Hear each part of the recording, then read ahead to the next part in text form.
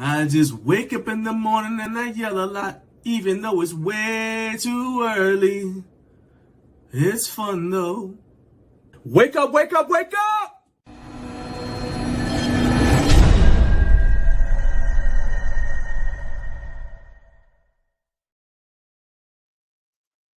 Wake up, wake up, wake up. That's right. Thank you for getting up way too early with Garage Gym Life. Once again, I'm John Graves III. I'm the co-founder of Garage Gym Life, and you guys are in for a treat. If this is your first time, thank you and welcome to the show, and thank you for checking us out.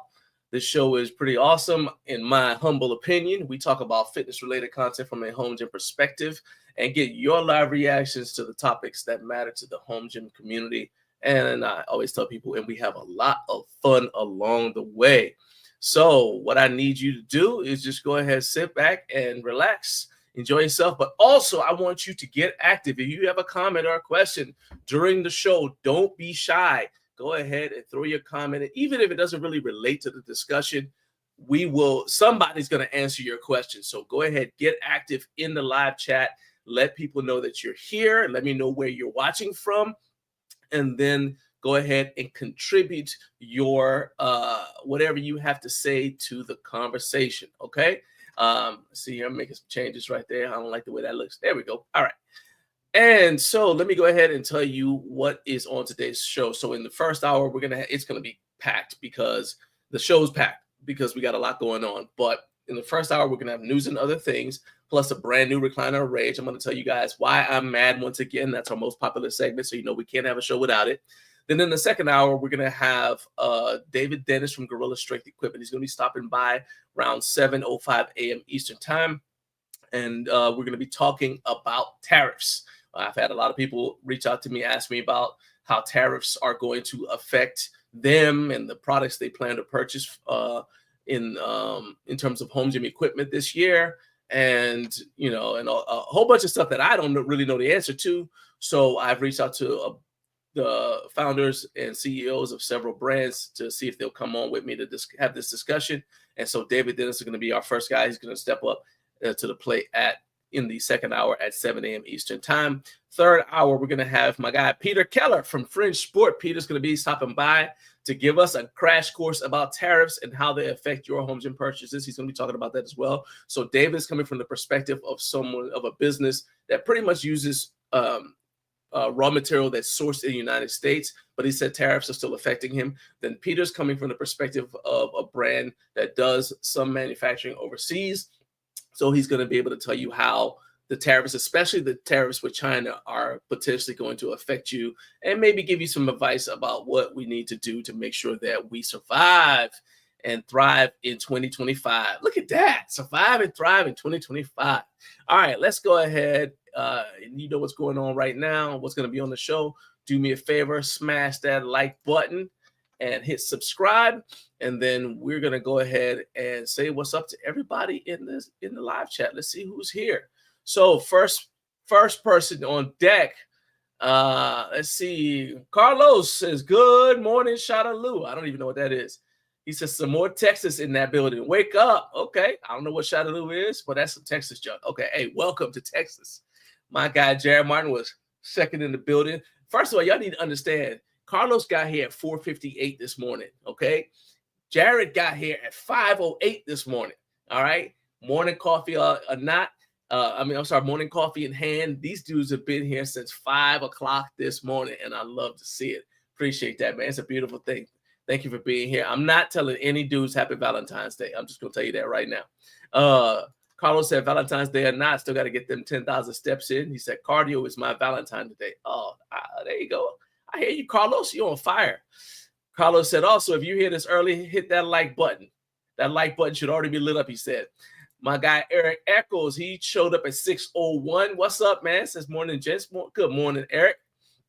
Let's see. Dr. Michael Brantley, what's up? I'll bet you that you are headed off to do some sort of educational expo or something like that. My man says calling from San Diego, California. Hey, man, be careful out there. First they have fires. Now they got threats of flash floods. So you go ahead and head on a swivel, my man. The mudslides are a thing. They're for real. So be careful out there. Appreciate you being here. And let's see here. Carlos said that my mic sounds nice. Hey, I appreciate that because I tell guys all the time, I have no idea if you guys can hear me unless y'all tell me that you can hear me. Because on my end, I mean, I can hear myself, but I'm here with me. So I need to know that you guys can hear what I'm saying. My man Jonathan from No Fate 24/7 checking in. He says, I got up early to see the Peter Keller cowboy hat. Man, I hope he's wearing it the entire time. My man Kevin from Home Gym Gain says, having Valentine's Day, fellas, busy night tonight in Osaka. Said, please ask about the tariff issues and how it'll affect imports to Japan if I fall asleep. All right, I will start that question, Kevin. You need to stay up. Hey, by the way, Kevin, I hope you saw my WhatsApp message to you. Go ahead and check that out before you doze off and just hit me back. I won't be able to answer you, obviously, because I'm in the show, but I'm looking at potentially doing that this coming so next Friday, okay, if you're able to do it. And then let's see here, Jonathan's breaking the rule. He's telling me happy Valentine's Day. He said he's gonna hit the life biting twice for me. Hey, I appreciate that. I'll take that. All right, so now we've said what's up to everybody in the chat.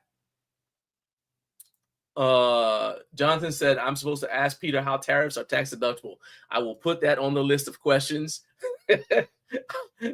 It's coming. We're coming in hot right now. All right. Hey, look, that's 120 of you guys watching right now, though. So what I need you to do, once again, you see the banner going across the bottom. Hit the like button, hit subscribe. We're trying to get to 50,000 subscribers. We are over 45,000 right now. We got to keep this train rolling. I need the train to build momentum. All right. So let's go ahead and get that done. And let's jump right into, I told you we got a packed show. So let's go ahead and jump into our first segment of the day. And that's news and other things.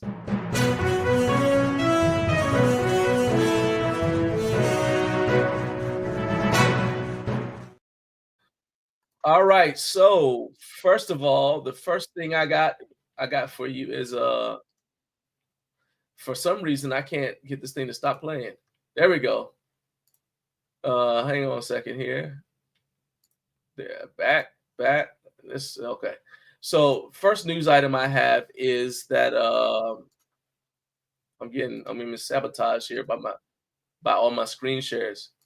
There we go. All right. Wow, that was a lot harder than I thought it would be. It's crazy. All right, so the gremlins are active. I see that. Anyway, so the first news item of the day is Bells of Steel has a heavy bag. All right, I don't know if you guys saw this. They've been teasing it for some time now, and because I am a martial artist, I used to compete in kickboxing. This is something that stood out to me, and so I'm gonna go ahead and pull up this right now. It's the first screen share of the day. I know how you guys like the screen shares. Here we go. That's right. First screen share of the day. Let's go. All right. Relax. Let's go ahead. I'm going to show you. I'll show you. All right. So we're keeping the sound off just so we don't infringe on their rights. But this is the Bells of Steel heavy bag. All right. So you guys can see, I'm just playing this so you guys can kind of get an overview of the product. So you see the bag is there. First thing I'm going to tell you is number one, let's back up a little bit. All right. So first thing I like is that this utility arm is the first thing that jumps out to me. All right. I don't know if you guys can see the utility arm, but see the utility arm that's going above Kayvon's head. I like the utility arm. So that utility arm is made for the Hydra and the Manicore. So it doesn't exactly fit their 60 millimeter by 60 millimeter racks because of the hole spacing, but it will fit the Hydra or the Manicore. It's got a 5/8 pin, I believe. So you just have to make it work if you put it on the Manicore, because the Manicore has a 1-inch hole, but nevertheless, it will match up in terms of the holes matching up. Now the bag itself hangs from this shackle right here. I don't know if you guys can see it. Let me see if I can zoom in, full screen this thing. All right, so there's a shackle right here.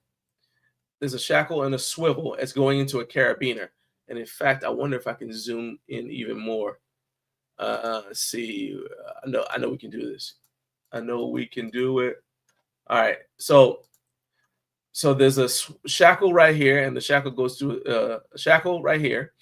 Shackle is where you can put your carabiner. Then the carabiner goes into a swivel. All right. So the shackle hangs from the utility arm. That's a separate piece that Bells of Steel is providing, this shackle right here. So you don't have to worry about how you're going to attach your bag to the arm, to the utility arm. So I like that as well.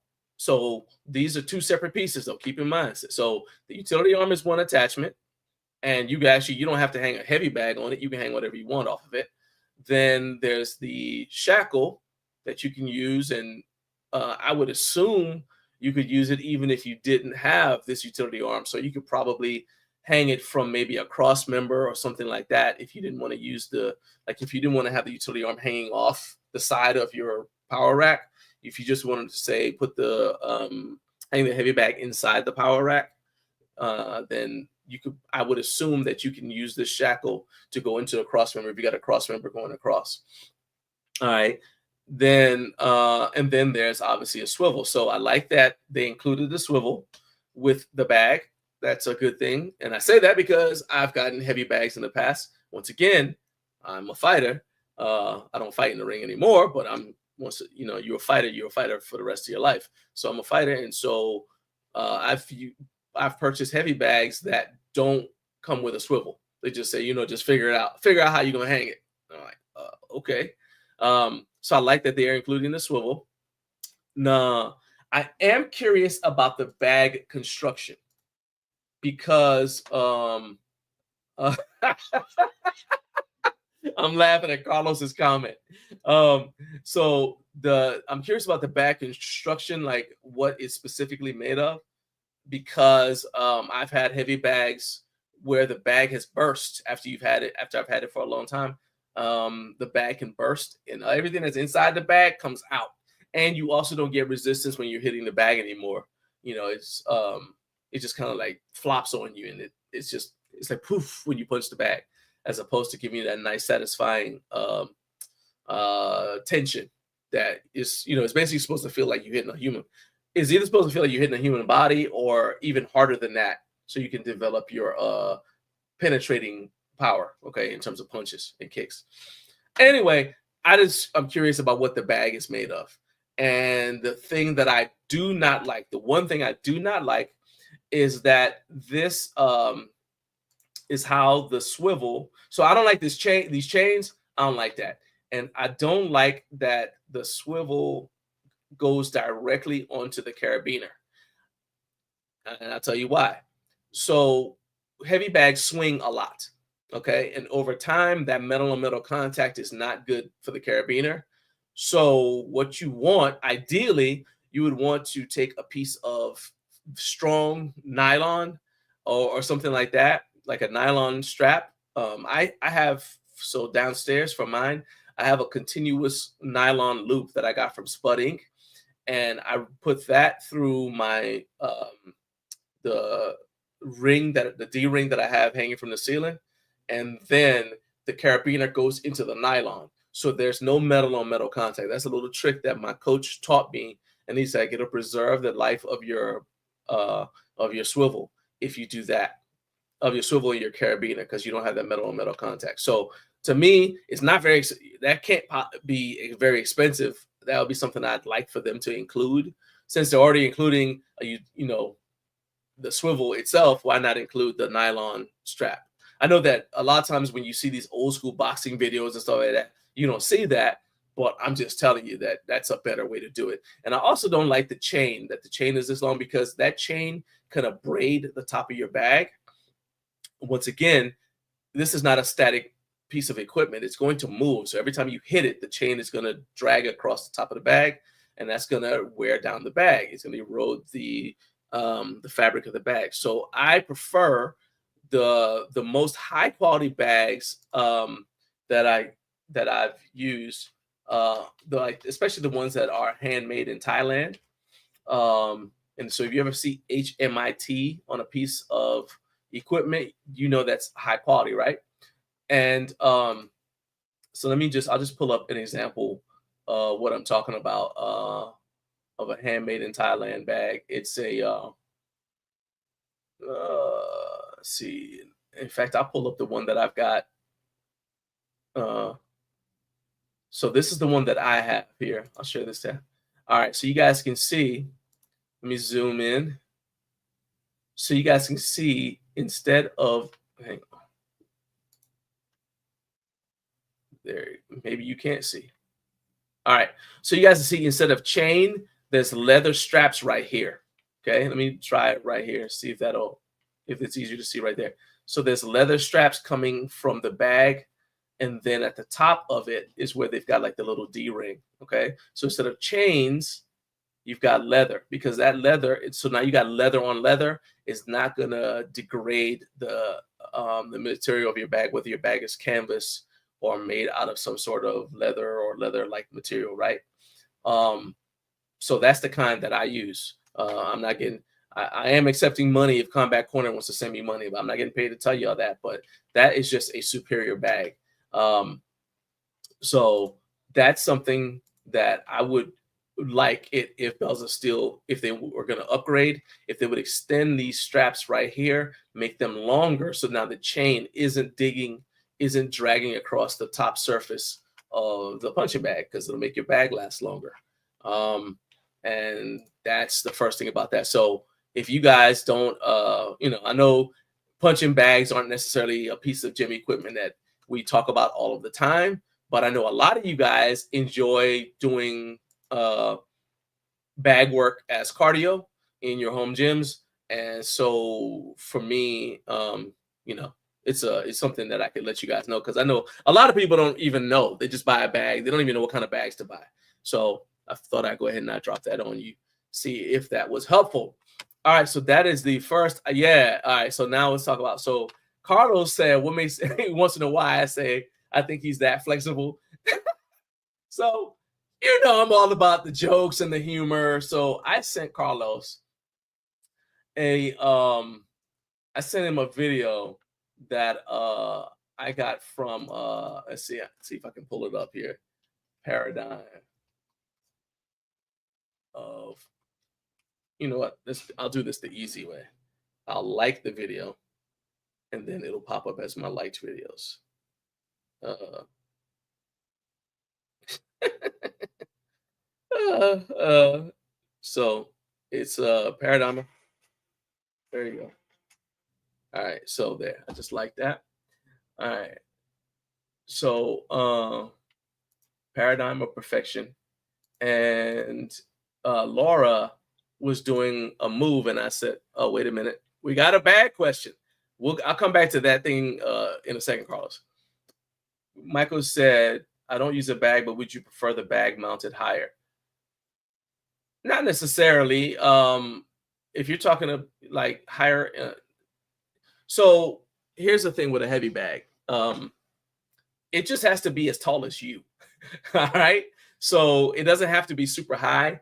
A lot of times boxers like to mount it higher because without getting too into the weeds about it, the longer your bag hangs, the more the internal components of the bag will settle.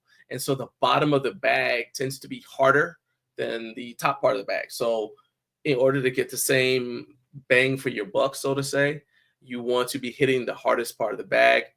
So they hang it higher so they're able to hit closer to the bottom, right? But like nobody punches the bottom of the bag, like up underneath it, you're still hitting the side of the bag. So that is why they hang the bag higher. So that's why boxers hang the bag higher. Since I have, as I said, a banana bag, so when they call it a banana bag, it's because it's like a banana tree. And in Thailand, what they do for their shin kicks is they kick banana trees, right? So yeah, I know that sounds crazy, but a banana tree is not like kicking an oak tree. I mean, it's still hard, but it's not like kicking an oak tree. And anyway, so you get the banana bag, and so that's a long bag. So my bag is like 7 feet long. So my bag has to hang up higher just so that it's off of the floor.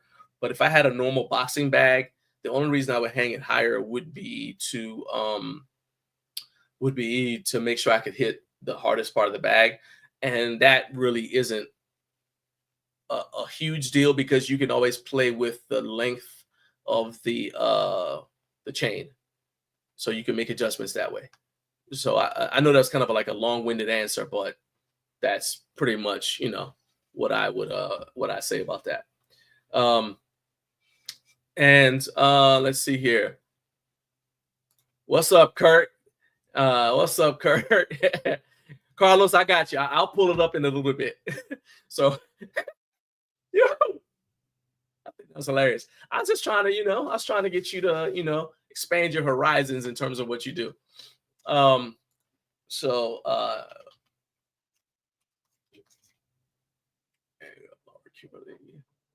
so we pull it up here.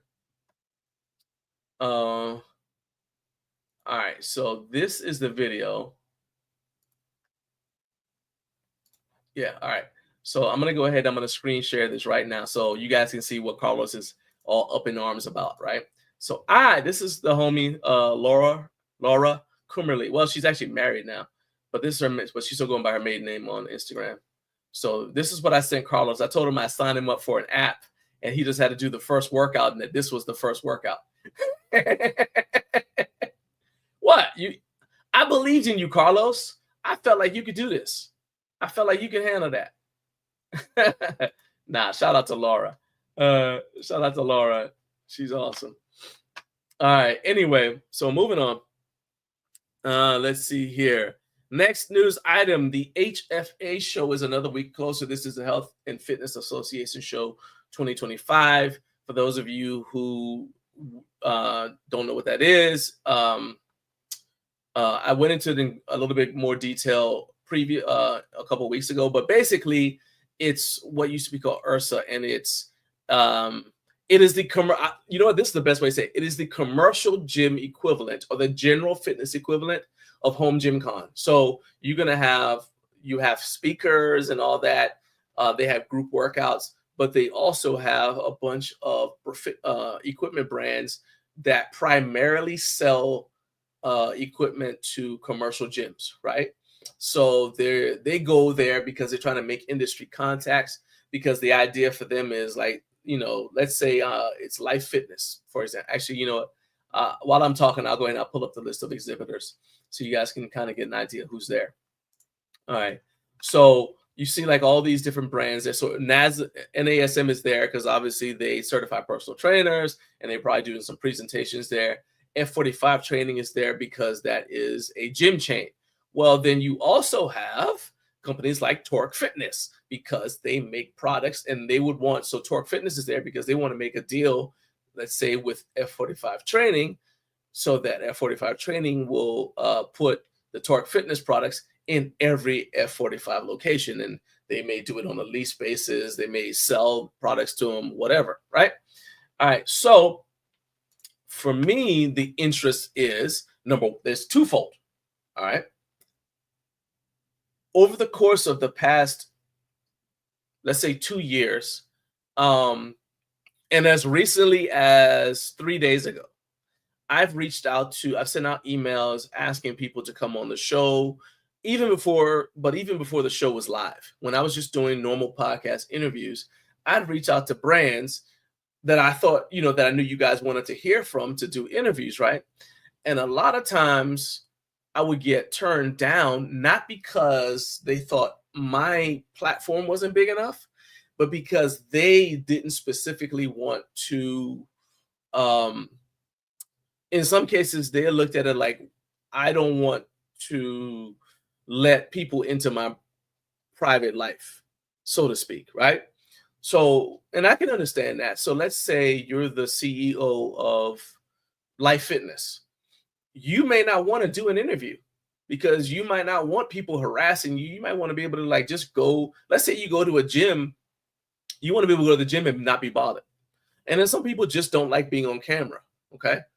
And so I've had a lot of brands, both big and small, tell me they're just not interested in doing interviews like that. That's one. Number two, they like to control the narrative. So they may do something on their own YouTube channel or their own Instagram or something and put stuff out, but they wouldn't want to do an interview where I control how, if it's going to be edited and they don't want to do unscripted stuff that's not edited because, again, they're trying to be very careful with how they present their brand. So when I see people going to shows like HFA, that tells me, it gives me a starting point. Like, okay, that tells me that Torque Fitness is open to the idea maybe of doing interviews, because people will be at HFA getting video footage and things like that. They're going to talk to Torque Fitness. So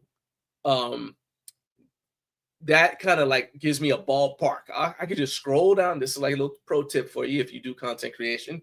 You can just go on this list, scroll down, see all the vendors, all the vendors who are there, and say, all right, now from this list, I'm going to collect the people I want to talk to, and then you start sending emails out, because at least you know they're willing to kind of be in the public eye, right? Or maybe it's not the CEO, but whoever they sent to events like this is someone that you might be willing to come on and do an interview on behalf of the company.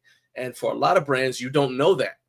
That's why HomeGymCon is also very valuable, because you can make contacts like that at HomeGymCon with brands that may not have a designated media person who would then do interviews. They don't have somebody that does interviews, like a PR person who will come on and do interviews, or a director of marketing or something like that. Like we had Bahir from RidFit. He's a director of marketing. So he knows enough about all the products to be able to come on and represent the company, even if the CEO isn't available for whatever reason, right? So to me, this show is interesting because it tells me, hey, Free Motion Fitness is at least interested in the idea of public exposure. Now, whether they want to come on my show, that is to be seen, but I could at least send an email. So that's why I care about it. Why you guys, I think, should care about it is the question of the day.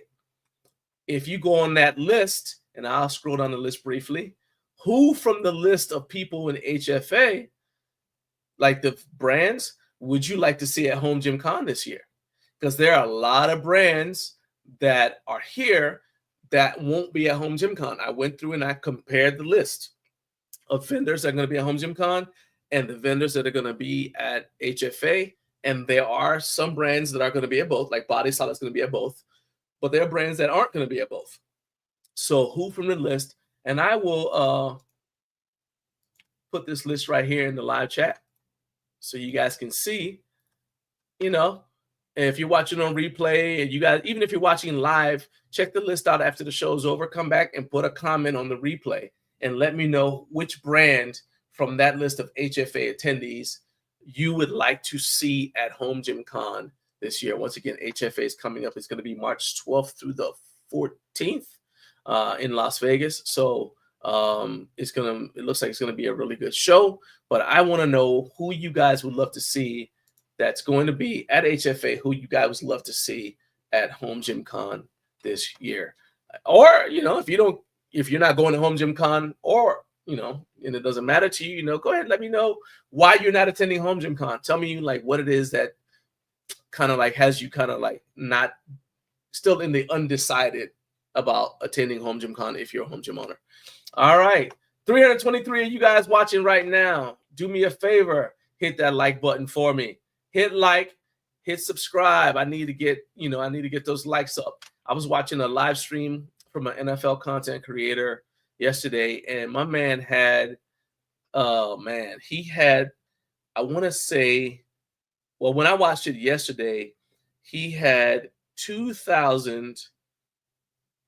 Oh man, it was like 2,000 and 2,000 and change. Let's just say that he had 2,000 and change in terms of views, and he had 200 likes. So I know it's not just me, and I understand why people sometimes don't click the like button, but really it's free. It takes just a second, and it means more than you. It'll help me out more than you guys know. So there's 208. There's like, okay, so I said that. So now maybe some of y'all got mad because now I got 280 people watching. Don't go away. Just click the like button for me. All right.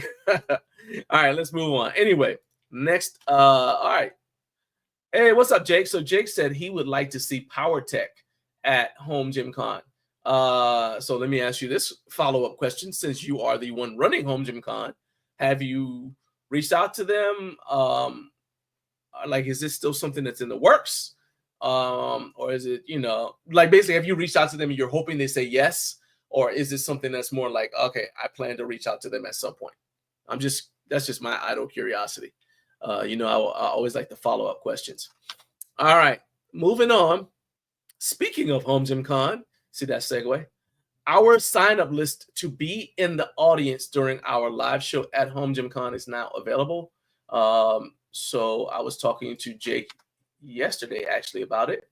And I told you this is that sign-up genius list that I said I was going to create. So let me go ahead. First of all, I'm going to go ahead and drop this in the chat right now. It is also in the video description. So if you're watching on replay and it's you can go into the description. If you're listening on Podbean, it is in the show notes. So you can go there and click on that link. All right. And so what I need is, in fact, I'll show you guys what it looks like. Just gonna screen share this real quick. All right. So basically you click on it and yes, there are ads, sorry. I used the free version, trying to keep the budget tight. But anyway, all I need you guys to do is go on there and click the RSVP. All right. So I need you to RSVP on this. Click on the button to sign up. Okay. You see, I just made it, so there's nobody saying yes yet. What I hope to see by the, I need to see by the end of the day, I want to see at least 10 people. Let's keep the hopes nice and low, expectations low. If you know you're going to HomeGymCon, I need you to click in there and just let me know if you think you might come to the live show. The reason why I need to know that is because, as I mentioned to you guys when I first brought this up, I want to do giveaways. We're going to have raffle, right? So number one, I need to know how many raffle tickets to bring. Okay, let's just start there. And then I also need to make sure that we bring enough giveaways for everybody there. So if we have 10 people there, and I mean, it'd be awesome if I had 10 giveaway items. But if I had 10 people there and we only had one giveaway item, then one person's going to be happy and 9 other people are going to be like, oh, well, I wish I had won. You know what I mean? So I want to make sure that we have enough giveaways to at least, make it worthwhile. So if there were 10 people in the audience, I would want, I hope, really, I need more than 10. But if we had 10 people in the audience, I would want to have at least 3 giveaway items, if that makes sense. Okay. Also, my guests who are going to be there that day, they're going to be bringing the giveaways. So they need to know, kind of have a ballpark of, what they need to bring as well. And then also we're going to have merch there. And so I need to make sure I bring enough merch in case everybody wants to buy something. I need to make sure I bring enough stuff. Again, if we got 20 people there and I bring 1 t-shirt or 1 banner, that's not going to be good, right? In terms of sales. So just help me out. Let me know who, Eric, Eric. All right. So I need to drag you out of the bar at a certain time. Okay. Got it. Noted. All right. So yeah, just do me a favor. So for example, Jake, I know you're going to be there. I need you to go on Sign Up Genius and click that you're going to be there, because I know you're going to be there. All right. Carp, I know you're going to be there. I need you to go in there and click on that link and sign up that you're going to be at the thing in attendance. All right. Same thing, Jared. I know you're going to be there. I understand, you might have the kids with you and all that, but, just sign up and let me know if you're going to be there. Okay. And one thing is, no, you do not have to be there at 6. The show starts at 6, but you could be there like at 7 or 8. Okay. And still be there. I just need to know that you're going to be there at some point during the event. So that's what I need to know. All right. So that again. All right. My man, Jared, first one in the sign up thing. I just signed up. There we go. All right. So I'm logged in. Whoa, look at that. We got Dose. Got 2 people signed up. We are off to the races. That's what I like. I appreciate that. I appreciate all of y'all. Ashley, I know you're going to be at HomeGymCon. I need you to click that link and say that you're going to be in attendance at my live show. All right. So go click the link I just put in the live chat. Click on that go there and RSVP that you will be there. All right, because I need to start getting head counts together. All right, so now we got some stuff about people you want to see. So Jake said, I've reached out to everyone. Power Tech apparently did decline. Okay, that's fine. So it seems to me it's a case of, well, there's two reasons why they could have declined. Because on the one hand, it could have been that they have like the budget might be limited, and they're like, well, we're already going to this show and this show. They may not have it in the budget to go to HomeGymCon as well. Because I remember another brand telling me that actually Bells of Steel told me that. They said they were already going last year. Remember, it was kind of up in the air whether they're going to go. They're like, well, we're going to Ursa, which is what HFA was called last year. And because Kat was expecting a baby, Kat and Andrew were expecting a baby, they weren't sure if they'd be able to have personnel to get out to HomeGymCon, with all that stuff going on. So they're like, we don't know. So that could be one reason. And the other reason is we just need to get HomeGymCon to have bigger visibility. And then they're going to be reaching out to you, asking you to be there. So that's the goal. Get HomeGymCon to the point where they ask you, where they come begging you to come if they can be part of it. All right.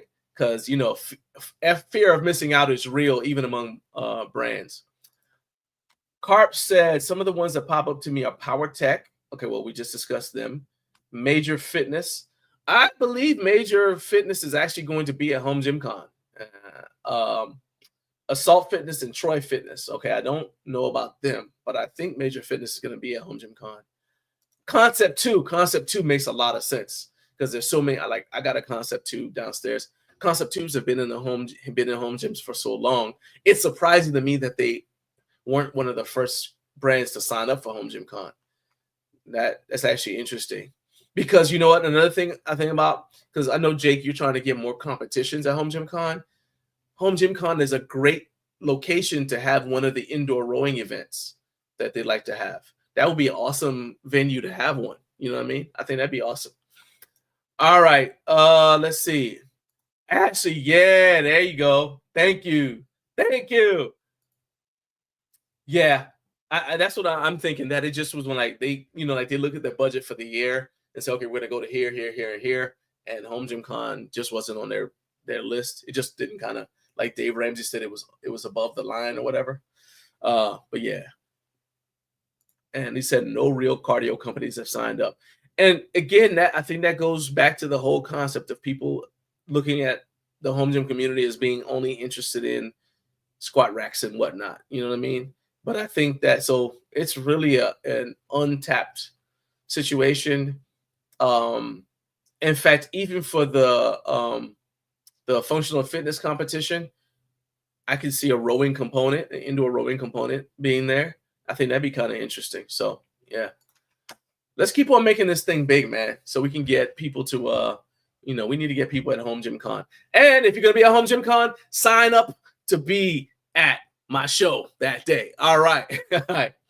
Moving on to the first. Now I'm going to talk about the first equipment news item, and that is Fringe Sport is dropping the Dane on February 20th. That is this coming Thursday. So I have put the link in the video description so you can sign up for early access to order. Okay.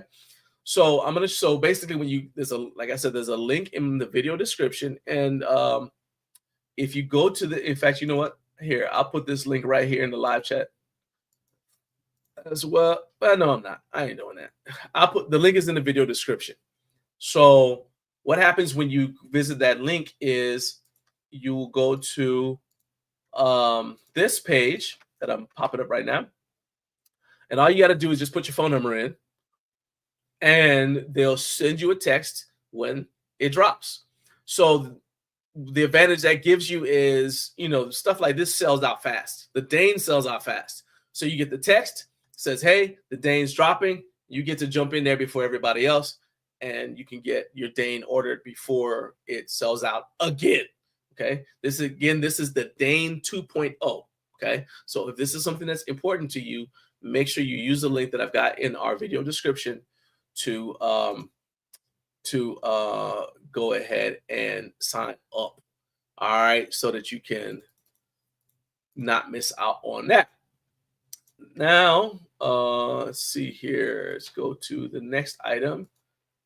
Stop sharing. All right, so you guys have any questions about that, let me know. All right. Now this one I got from Kevin from Home Gym Games. Kevin, are you still on the you still out there watching? If you are, I'm about to talk about the thing that you sent me. Okay. So Kevin from Home Gym Games told me about this thing. And here's what I think is funny. So Kevin said, "Hey, big news coming from Rep," right? And this is what he sent me. Yeah, that's right. He sent me that notification. He DM'd me that notification. And I was like, "Kevin, my man, you know, you my man, you my dude, but I don't read Japanese." But it's like, this is the notification. This is a notification from Rep Fitness. Okay, now, thanks to my lovely wife and her little her hack, I had to come home and she had to do the thing, had to activate the thing on my phone so that we could read this. But so I know what it says, but it's just funny because this right here, Kevin sent me this to let me know that something was coming out from Rep Fitness. So if Kevin's not on, then I won't reveal what it is yet. But because he might want to come on next week to talk about it. But yeah, I think yeah. That's just a teaser. That's a teaser. That's coming from Rep Fitness, okay? And it's not on their website. He found out through his contact in Japan, where he gets products. Basically, they found out about it and they were trying to generate buzz among potential customers. So Kevin found out about it, but it's not on the Rep Fitness website. So yeah, this is interesting to me. All right. Yeah, Recliner of Rage is coming, but that's not it. It's not it yet. Ashley said, "Does anyone have any idea if Mayhem will come back with the neon fleck plates?" Says, "I've been waiting almost a year to order a set." That actually would probably be, that's a good question for you, Jake. Is Mayhem going to be back, and are they going to have the neon fleck plates when they do return?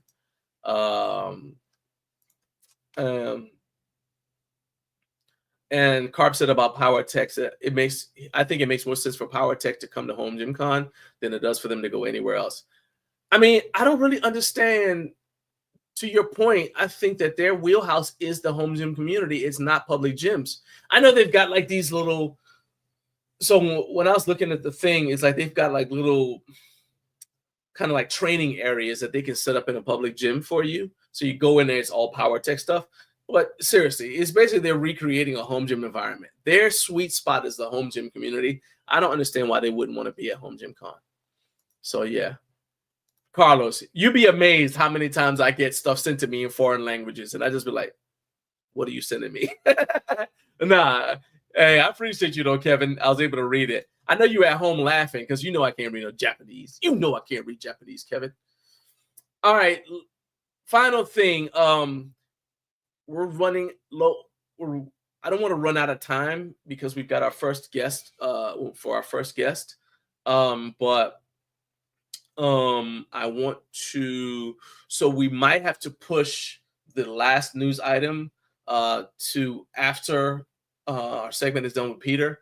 So that's what I'm gonna push. I'm gonna push I'll push that segment to I'm trying to text David to make sure he's okay. I'm gonna push the segment to well, you know what? I'll start doing this. I'll do Recliner Rage, and then depending on how much time we have, I might push the Valentine's gift suggestion to the end of the show. Okay? So you guys just stay tuned. Almost ready. All right. So there we go. All right, so it is time. Let's go ahead and move on to, let's put a pin in that, and let's move on to our most popular segment of the period of the show. and that is Recliner Rage. Let's do it. It's the Recliner of Rage. It's the Recliner of Rage, 'cause he's not happy.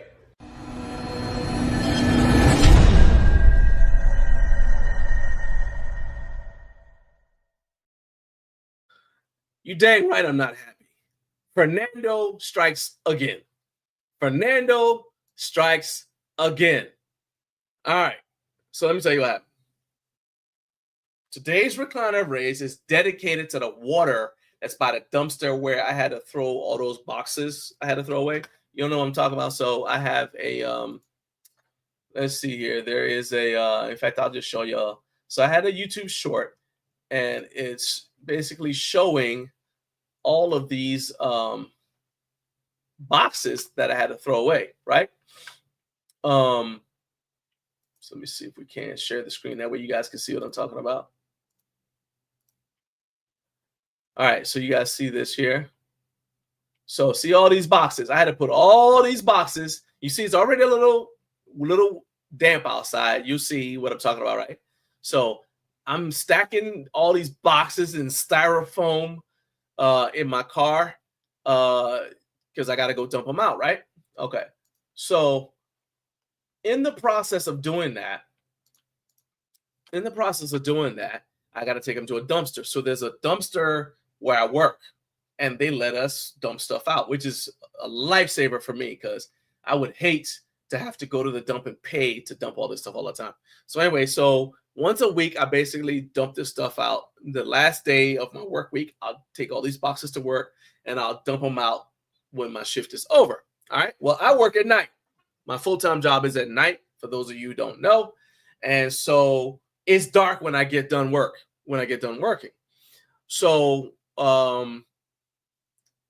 it rained. So this was night before last, and it rained pretty heavily here in the Atlanta area. And I went outside to dump the boxes, and between the time, and I mean, I could tell it was raining, okay? But it was just rain. It didn't look nothing was like out of the ordinary, okay? And I got to say that because I know y'all going to say something when I tell you what happened. So between the time when I got in the car and backed the SUV up to the dumpster, and when I got out to open my trunk, Fernando dug a low spot directly behind my trunk. So I get out, just trying to get stuff done and get home, all right? I get out, and I go around to the back, and I step behind my trunk to open the trunk up, and I step into the low spot that Fernando had just dug, which means because it was raining, I suddenly standing in freezing cold water all the way up my shin to just below my kneecaps. All right, no problem. I'm a man. I'm a Marine, okay? I figure I'm already wet. The rain isn't stopping. I need to get this done. Let's just get it done. So I keep on dragging the boxes. So now I'm keep in mind now, I'm wet all the way up to my shins, almost to my kneecaps. The rain's coming, hitting me in the head from the other direction, and I'm just wet. But I'm dragging these boxes out, trying to get it done as quick as I can, right? So I'm dragging boxes and styrofoam out. But my shoes, the water is still deep. So my shoes are steadily filling up with ice cold water, okay? I finally get done, walk around to the passenger side of the SUV to close that door, and that's when I find out Fernando's been digging on that side of the car while I've been working, unloading the trunk, minding my own business. So once again, I'm in knee-deep, ice cold water. Okay? The rage meter starts to fill at that point. But I say, you know what? No, I'm calmed down. I'm done. Get in the car. It's a 45-minute drive to get home. I'll just take my shoes off in the car, and I'll drive with the heat going through the floor vents, and it'll dry my socks off. I'll be good to go by the time I get home. Maybe my shoes might even be dry too. All right. Incorrect. While I was closing the trunk, Fernando got in my car and disabled what I just found out is called the mode door actuator. What that means to you is that's the thing that determines which vents the air in your car flows through, right? But no matter which button I press, because Fernando has disabled this thing, zero heat's going to my feet where I want it. All of it's going to my face where I don't want it. So I got home after a 45-minute drive with a hot face and wet feet. So I'm squishing across my floor until I could get my socks and shoes off. So let's go back and review. Yes, it's a conspiracy. Yes, I'm mad. What does it have to do with home gyms? Well, I wouldn't have been putting boxes in the dumpster if I didn't have a bunch of boxes for the home gym equipment. And I am grateful for the home gym equipment. But that's how it relates to home gyms. Don't question me. It's home gym related. And Fernando sabotaged my car and dug in the asphalt. And then he's so diabolical, he covered the asphalt back up. So I wouldn't be able to tell that he had been at work. That is unacceptable. It's unacceptable. Hold on. No, Carlos, Fernando is not a dark harbinger living rent-free in our minds. He's a real person. I've seen him. He's just active. He gets active all the time, and I don't like him. I don't like Fernando.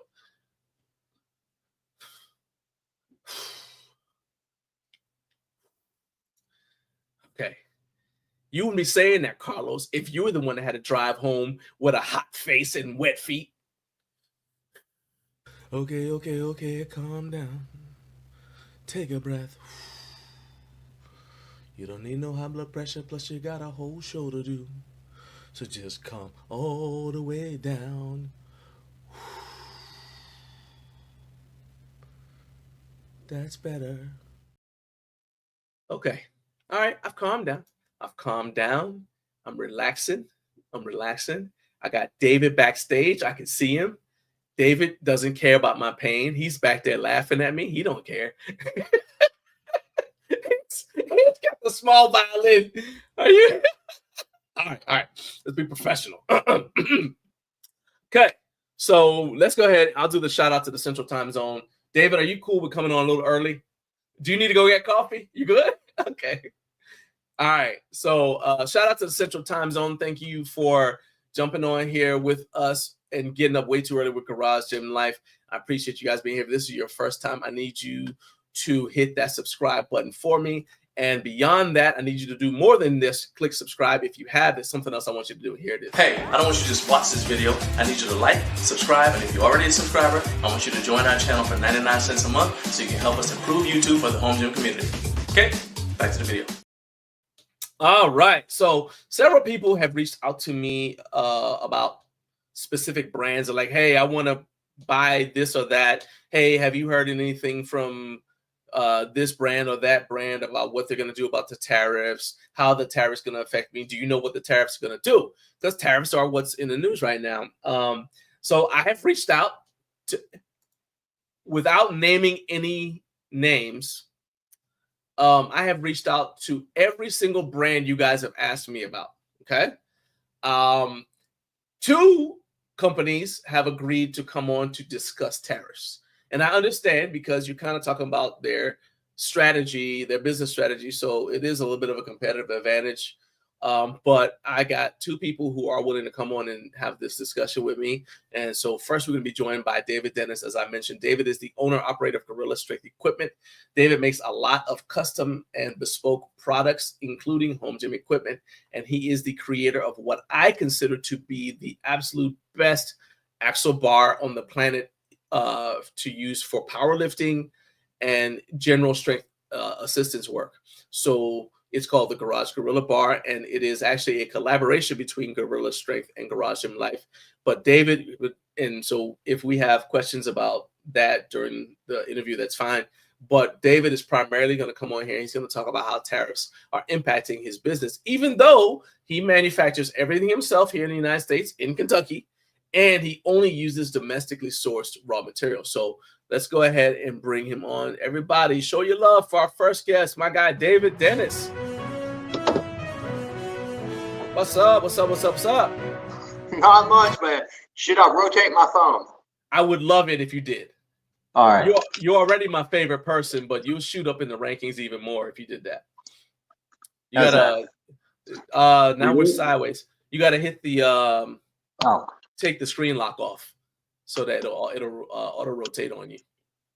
Anyway, you know how to operate my phone better than I do. I mean, you know, this isn't my first time. Ooh, there we go. Yeah, look at that. Look at that shop looking all nice and clean. It's ready to go. It's ready for action like Outcast. Okay, dang. We already got a question. Jared has been holding on to this question since yesterday, so I'm going to go ahead and let him ask the question, okay? Here we go. Big David, Ninja Grips, 4 pieces to include the thumb. He wants to know, he's been holding, I'm telling you, he's been holding that in since I announced that you were going to be on the show yesterday. Yeah. He came on, he said, David, he said, when will that Ninja Grip be on the site? He said, and what if you made one where the thumb could get involved too? So 4 pieces. That's specifically what, that's to just add a little bit more to his question. And he said he's actually been holding the question in for much longer than just yesterday, actually. So I don't want him to explode. So let's go ahead and answer that, and then we'll go to tariffs. All right. So, all right. Ninja Grips. So I was just thinking about how I would do that. Okay. So I have an idea of how I could do it. So for those that's not familiar, I've got a product that I've been teasing with for probably a year now. I call it Ninja Fingers or Ninja Grips. So you use the inside of your webbing of your hand to lift with. And the question is what if you incorporate your thumb as well? So I'd actually never thought about that. The reason I did the 4 fingers is because you've got 4 slots that's well balanced with weight. So if you put the weight and you're using all 5, then the balance point's going to shift over from being between these 2 fingers over to this finger. So if I was to do 5, what I would probably do is I put 2 fixed plates here so that you would rebalance the weight again and have to close against these 2 fixed plates. It would change it a little bit, but it's definitely something I'll build a prototype of and try. So yeah, I've already got some of the other Ninja Grips built. I was going to plan to release them pretty soon. I'm thinking about doing a grip box. So actually the Ninja Fingers would be free.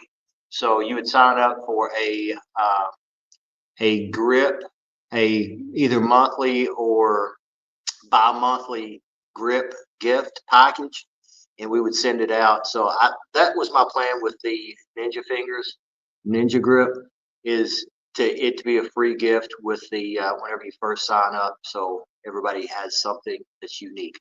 But soon. Do you happen to have one somewhere in your shop that you can show us? I could probably find one. Can you give me a second? I'll run grab one. Yeah, go ahead. Go ahead. While you do that, so while David is looking for that, you guys do me a favor. Make sure you subscribe to Gorilla Strength Equipment on YouTube. We're trying to get David's, try to get his views and watch time up. The advantage to you guys will be that he'll be able to link his products to a YouTube store, and then you guys will be able to purchase directly from the YouTube store. It'll also give his business, his brand, a little bit more visibility. David's got a very small, David's got a small family-owned shop, and so we want to help him out. Yeah. So I figured it'd be easier than me running all the way downstairs to grab mine. So I was like, yeah, it's probably closer if you go ahead and get yours. All right, let me go ahead and enlarge that. All right. So this is how you lift these. These float. This one is actually this is one of the early prototypes. This in the center is actually fixed now. So you've got a fixed spot in the center. But you lift them by putting your hands this way. So you have to use the webbing of your hand in order to lift with. It's a unique way of training the hand that I haven't seen anything else in the market that actually trains in that fashion. So this is what he's talking about. You can use it as a pinch too, to pinch the center. So it's a unique, I like these grip things because grip is so cool because it's almost like a party trick. You can take, because of the way someone's hand is made, sometimes you take someone that looks smaller, that is smaller, it's got a smaller grip, and they can lift things that people with a bigger hand and perhaps stronger hand can't lift. And the nickel pinches are one of those things. Small fingers can grab it and pull like the little nickel pinch things. It's basically half of a nickel. Like Jerome. Huh? Like Jerome, you know, the guy from England, Jerome, he does like the key pinch and the little coin pinch. Yeah. Cool dude. Yeah. I brought something else. Well, let's see it. Do you remember this? Yes. Yes, I do remember that. All right. So Now, this hold on. is Is that the same one? Or is that a brand new one that you cut open? no, that's the same one. I found it like last time we talked. I found it, and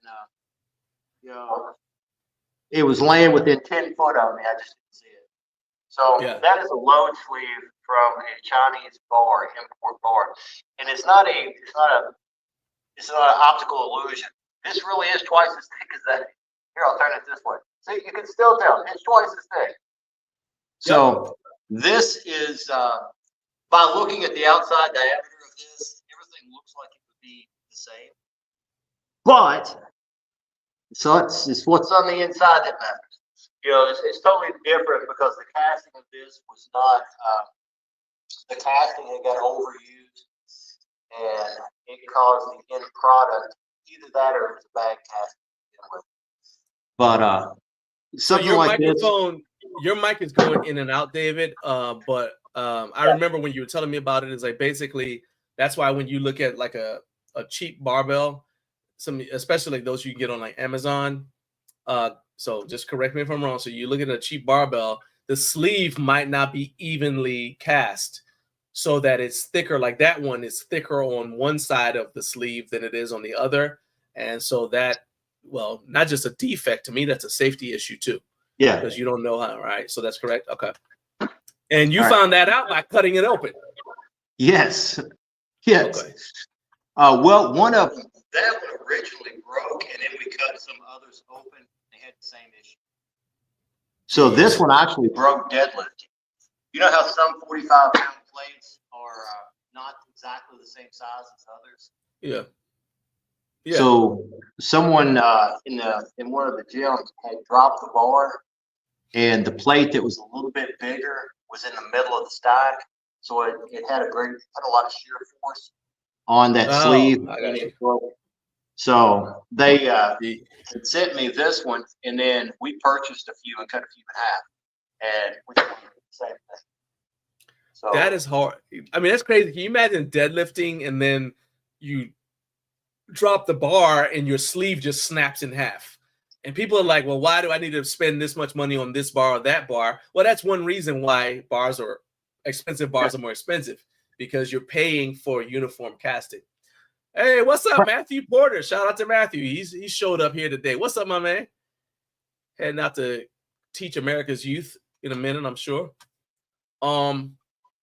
So this actually is a very good segue to what we were talking about last week. My wife and I were talking to you in the car, and you were talking about your steel. So you only source U.S. steel, okay? Yeah. So let's begin by telling everybody what the difference is between U.S. steel and steel from overseas. Primarily, the primary difference is overseas they have different standards. So in the U.S., you'll have like A36 or A500 or AR500. Targets to shoot at. In China, the composition of the properties may be similar. They're supposed to be mechanically the same, but they're not necessarily always mechanically the same. They've got a different code of standards. So they're supposed to be equivalent, but a lot of the times, since the testing is conducted in the company of origin, then who's testing something is almost as important as who's reading the results of the test. So that's one of the issues you kind of run into with imported goods in steel and other things as well. So that's one of the big issues. A lot of times the composition isn't as consistent. So if you're buying from a U.S. source, we're held to a lot higher standard. Now, they're supposed to be mechanically the same, but I used to work for a company called it's called MTD. So if you know Cub Cadet, Toro, those companies, I worked in a lab for them for a period of time back in my younger days. And we would test parts that would come in from overseas. And we would test them for their mechanical properties. Sometimes they would be within spec. A lot of times they wasn't. We didn't get down on a metallurgy level to exactly why the products was failing, but it's obvious if you have a metal part that when in spec will perform a certain operation, and it doesn't whenever other parts will perform that desired operation. So that breaks down, it's the steel. That is one of the things that you run into whenever you're dealing with metal that is perhaps not as well tested and scrutinized as you do with others. And that's a huge, one of the main expenses of American steel is the testing of which the steel undergoes. So we recently had a issue where we got some steel in here that was out of spec. So it didn't do exactly what it was supposed to do. So we sent it back, got a refund on that purchase, and they sent out another shipment, and it was here 3 days later. So if you have an issue with a piece of steel and you can get it replaced within 3 days, that is a significant advantage over 60 days from an importer that's overseas. So that is another huge advantage. I could ramble on forever about this. So oh no, that's good. I mean, well, I mean, so that's to me is why it matters. Like why you say, okay, if I'm going to be making products and I say it's made in the USA, I might as well use US made, US source steel. Now, the reason why I wanted you to go into that is you only use US source steel. So we would assume that if there's a tariff on goods from China, that would help you out as an American company. But you said that you've noticed that it's not necessarily the case for you. So how is the tariff situation affecting your business? Because Mitch McConnell even put out a thing. He said that the average business in Kentucky, I just saw this yesterday, so the average business in Kentucky could actually have a cost increase, could experience a cost increase of about $1,200. So from your perspective, how is the tariff situation affecting you as a U.S. manufacturer? Can I apologize for Mitch McConnell first? I mean, Sure. I'm from Kentucky. I'm sorry, guys. All right. I've met the dude a few times, okay? Yeah. He used to be okay. He used to seem like he was okay. Probably never was. Probably was like a snake in the grass the whole time.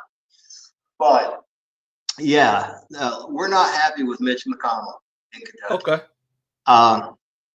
But what he's saying is just fundamentally not true. And let me go into reasons. Well, first, let's investigate why we're doing tariffs, because there's something that's not understood about this. So if you read the proclamation about why the tariffs are in place, so we need to be able to build tanks and guns and things should we have to have them. That means that we're going to have steel. So currently, what the Secretary of Commerce says that we are importing is about 30% of our steel.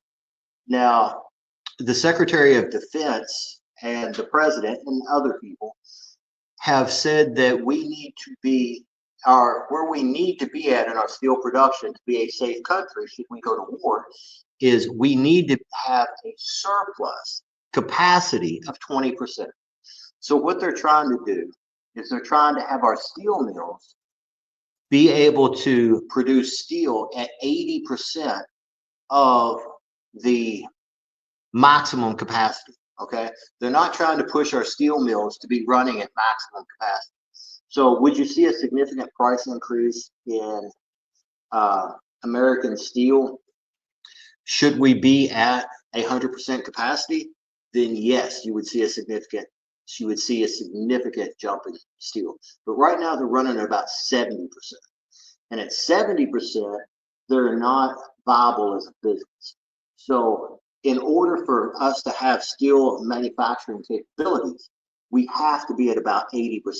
Now that's the Secretary of Commerce, that's the Defense Secretary has put those numbers in place. It's actually in the executive order and the proclamation that was signed. So that's their goal. It gives the numbers about where they are.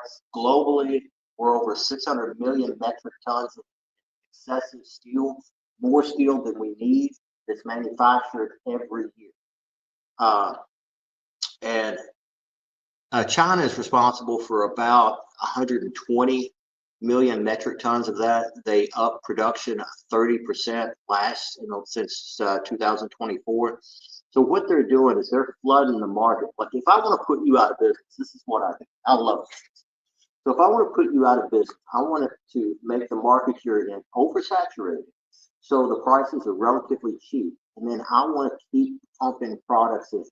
So number one, what you have already manufactured, you're going to have to sell at an at-cost rate or cheaper just to move it off your shelf.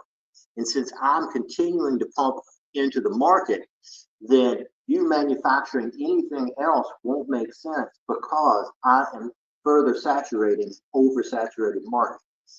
That's what you're seeing with China.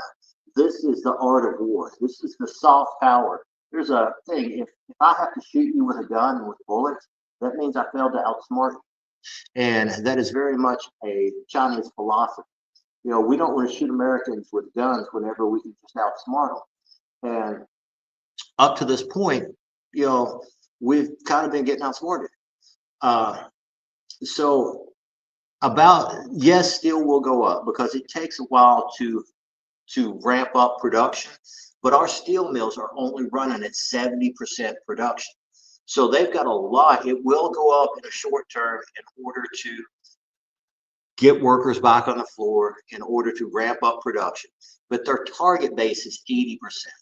Now, if we was to start running at 90 to 100% of production, then you would start seeing some significant changes in steel price. But that would be because it takes a long time to put a steel mill online.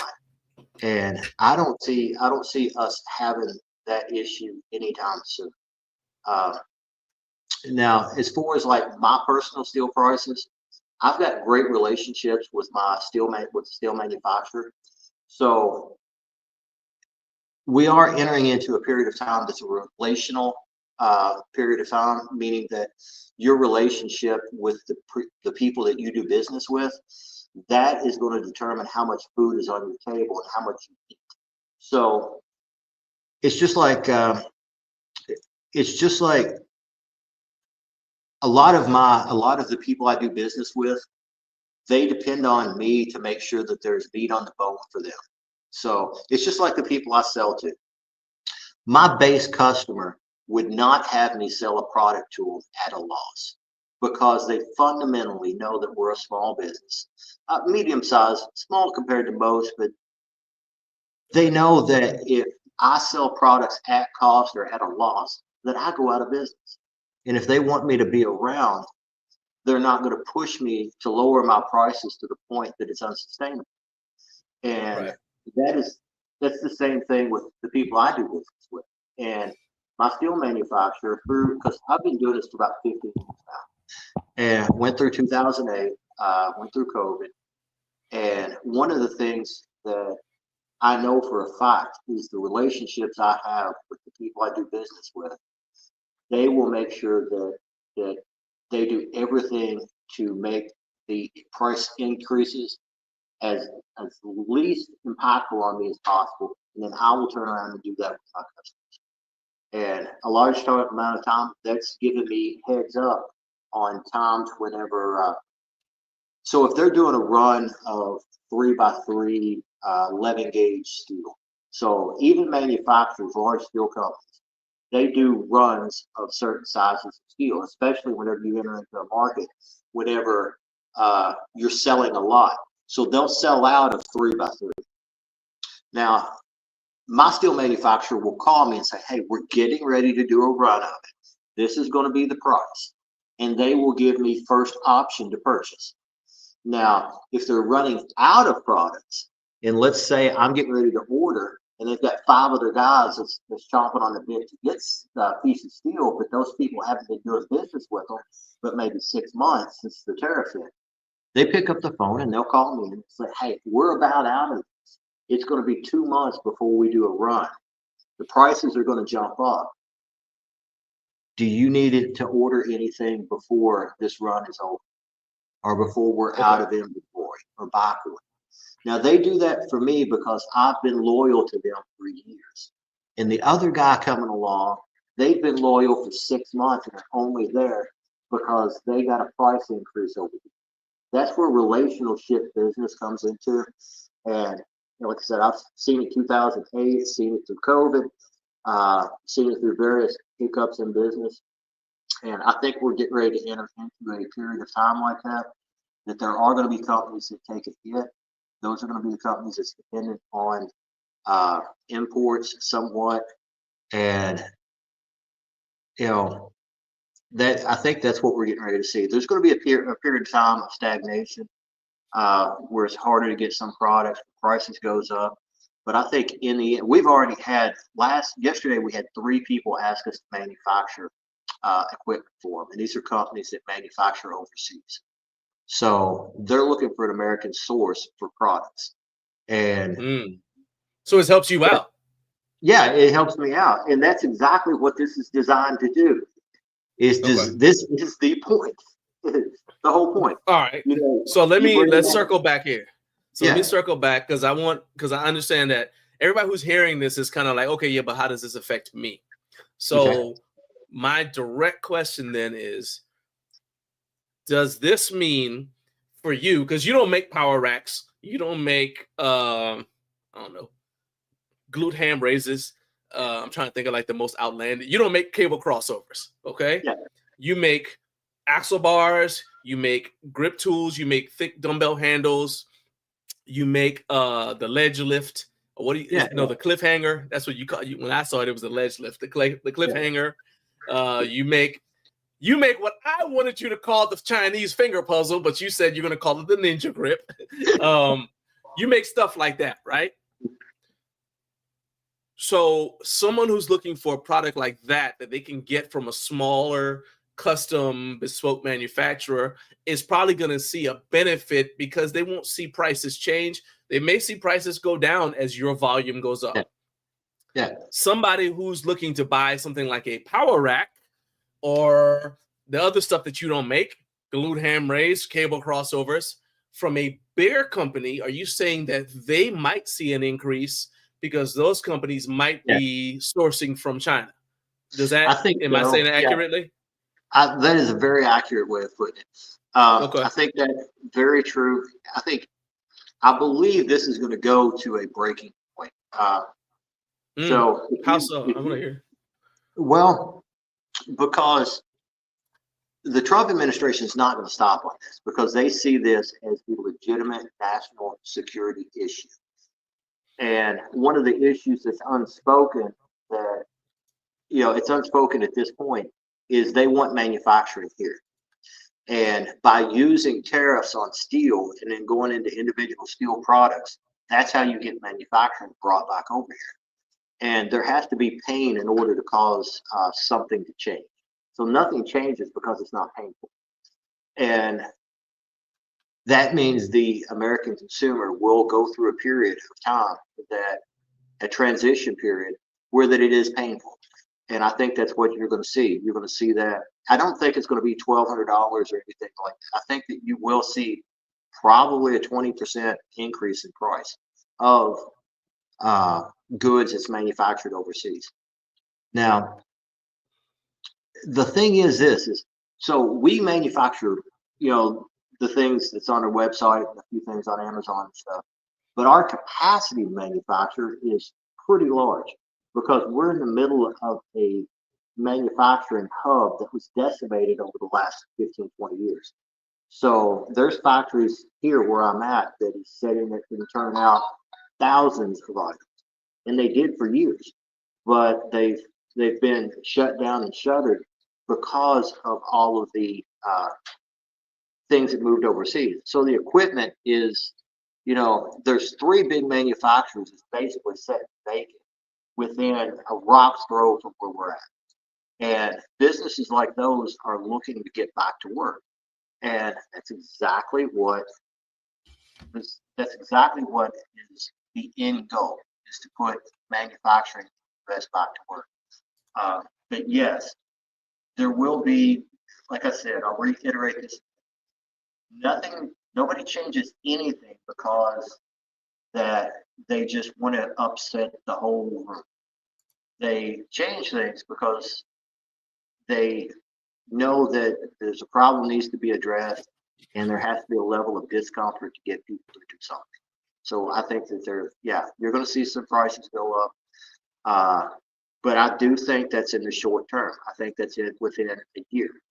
You're going to have probably a year of hard come to Jesus moments. Am I going to pay this for a rack that I paid that I could have got 20%, or maybe? Usually if it goes up 20%, everybody sees it as an opportunity. Not everybody. A lot of people sees it as an opportunity to price gouge a little bit. I mean, I hate to say it, but it's just Oh it's yeah, one of those laws. we saw it in the pandemic. Yeah, we saw it in the pandemic, like with fuel, with gasoline and stuff. Yeah. So, and I mean, and to be fair, hold on, I'm sorry to cut you off, but to be fair, we say price gouge, but you also got to think about the fact that somebody who is raising the price doesn't know how long he's going to need to have the price higher. And so they may say, okay, well, look, I'm going to have my price a little bit higher because even if the price goes back down, my cost goes back down, I don't know if it's going to go back up. So I need to have money in reserve in case prices go back up for me. And I got to buy more because the distributor, the person you're buying the thing from, they have to buy it first. They have to buy it so they can have it, so they can sell it to you. So they don't want to go in the hole to buy something and hope they sell it. So if they have to raise prices a little bit to have money in reserve in case prices go back up for them, they're likely to do that because they got to pay their mortgage and their kids' college fees and buy braces and stuff too. For their whatever their situation is. What I want to know though is. And I know, so coming up after you is going to be Peter Keller, and Peter made a point in his in a video that he posted on YouTube. The link for that is in the description for this video, as I mentioned earlier. But he said the thing is that after this is all done, the price goes up. Even if prices go down, even if the cost goes down or the tariff goes away, he said prices may not go down because now they say, well, you're just used to paying that cost. Yeah. It's kind of like you remember the Coca-Cola conspiracy theory when they changed from classic Coke, they changed the Coke flavor. Yeah. All right, and they had us drinking the new Coke flavor just long enough that when they brought back classic Coke, everybody was like, it still doesn't quite taste the same, but most people didn't notice because we were so used to drinking the new Coke flavor that when we went back, they told us it was classic Coke and we just believed them. Even though it still wasn't, because they were trying to get rid of the sugar and go to high fructose corn syrup, because based upon the fact that farmers produce too much corn in America. But I digress. in any case, seriously, they do. That's why they were trying to switch us to ethanol because we're overproducing corn. But anyway, my point is that what do you say to the people who say, well, prices are going to go up, but they're probably not going to go back down even if the tariffs go away? And so we're still going to be hurt as consumers because that's part, inflation would have affected us. Inflation would have happened. What do you say to that? And then after that, I got some comments from Kurt that I want to make sure that we hit on because he's got some excellent comments there. Peter's got a definite point there because that typically is the way that markets work. I'll add one thing to this that.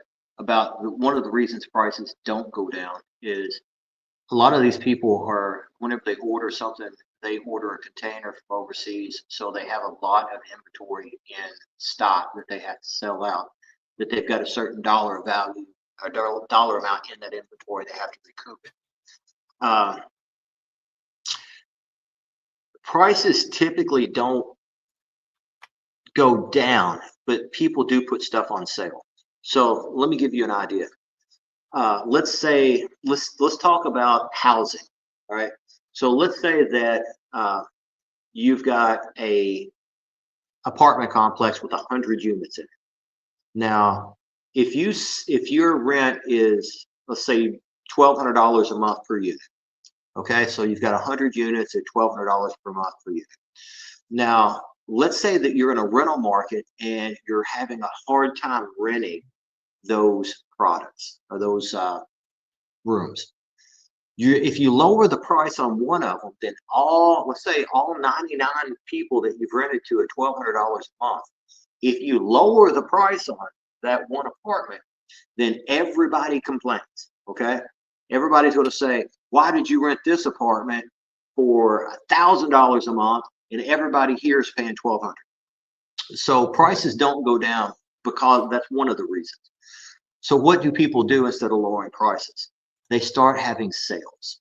So if I had an apartment complex in that same situation and I was having problems renting one of the apartments, what I would do is I would say, this is your rent, but you get the first month free.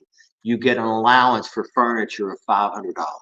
So you incentivize the person to purchase based off of discount or some other caveat or some type of bonus or special or promo code, but you don't actually rescind the prices.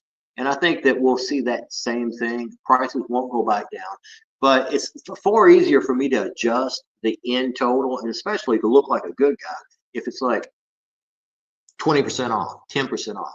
So I think the prices will remain the same, but as the cost comes down, people will if the sales stay where they're at, people won't lower price. But if you have competitors come online that are selling products cheaper, then you'll see some of the other prices, and you've seen this in the fitness industry fairly recently with some of the discounted bars. Kabuki discounted a lot of stuff. I've seen a lot of other companies there. We went through a period of time where the COVID-19 prices started giving a little bit. You started seeing people do discounts. I think that's exactly what you'll see again, is people won't want to reduce the price. They'll want to, this is what the price is, but you're getting a price break for whatever promotion, caveat the thing is. You know, you've got the good looking hat discount. Hey, it's the best kind of hat in the world, man. Yes, sir. But so that's the thing though that we complain about on Amazon though, right? Where you'll say, okay, well, they'll raise the price so that they can say something's on sale, and they just lower it back down to the price it was before. So that is something to keep an eye on. So, all right. So first of all, earlier, Jared, who lives in Kentucky, also said he's not a fan of Mitch McConnell either. Said Mitch McConnell apparently lives not far from him. So, hey, don't drive past his house and egg it. Just don't do it. But what I will say is that the thing about the $1,200, I think the point he was making was that he thinks that the cost to you as the business owner is going to go up, and then you would have to figure out what you're going to pass on to the customer, not necessarily to the $1,200 per customer. He's saying like, so that from me reading that, and it was an opinion piece. All right. So that's the first thing. The second thing is, so looking at what Kurt said, first of all, so Kurt's in the military. All right. Call sign Statty Daddy. I'm not making that up. And he said that you made excellent points on China on the economic warfare strategy. And he agrees. He said, look, when you break an omelet, you break a few eggs. In physical warfare, there are casualties and pain, the same as in economic warfare. You're a fighter. You understand, like, no matter how awesome it looks in the movies, if you're actually in a real fight, you're probably going to take some damage as well. The key is who gets to go home that day. All right. And so it's the same thing, right? You know, I'd rather go home and have to ice my knuckles than have to ice my jaw. All right. And that's just how I look at it. At the same time, Kurt says where we need to focus on is on in-state intent. You want to beef up U.S. manufacturing and the ability to be more competitive while maintaining standards like that, while maintaining standards we don't have, like slavery and indentured servitude. And I think that that's a reference to people who've talked about Chinese factories having not necessarily the best working environment for their workers, right? Yeah. So let's start there, where he says about you got to focus on the end state intent to beef up U.S. manufacturing. Do you think that this, from your perspective, is going to achieve that goal? Again, you've got a small business. It's you, your son, and your wife working at Gorilla Strength, unless you have, and then you try to, you're hiring people. Yeah. So is that going to, you think, benefit even your business on your end? Well, let me think about what end state intent means. So I would rather fight a fight today than I would for my children to have to fight an adversary enemy that's much stronger tomorrow than they are today. And I would also like to endure the pain now so that my kids and my children and my grandkids don't have to endure pain and suffering later that I should have addressed now. And I think the end intent is that while we still have a capacity to fight this fight, and that we've not become so dependent that it's an irrecoverable state. So my business personally, it will survive. I mean, it may possibly hurt me some. It just depends on how much people decide they're going to price gouge me on which areas that I haven't got locked down. And I mean, you're always going to miss a few things. I don't think people's going to stop working out. I think people's going to stop buying fitness equipment. I think the main thing is a sense of patriotism that we may gain, and that will benefit my business tremendously. Whenever the biggest thing is whether Americans will focus on buying American, and once we've done that a little bit in the past, but at the end of the day, we have to buy the things that we can afford. So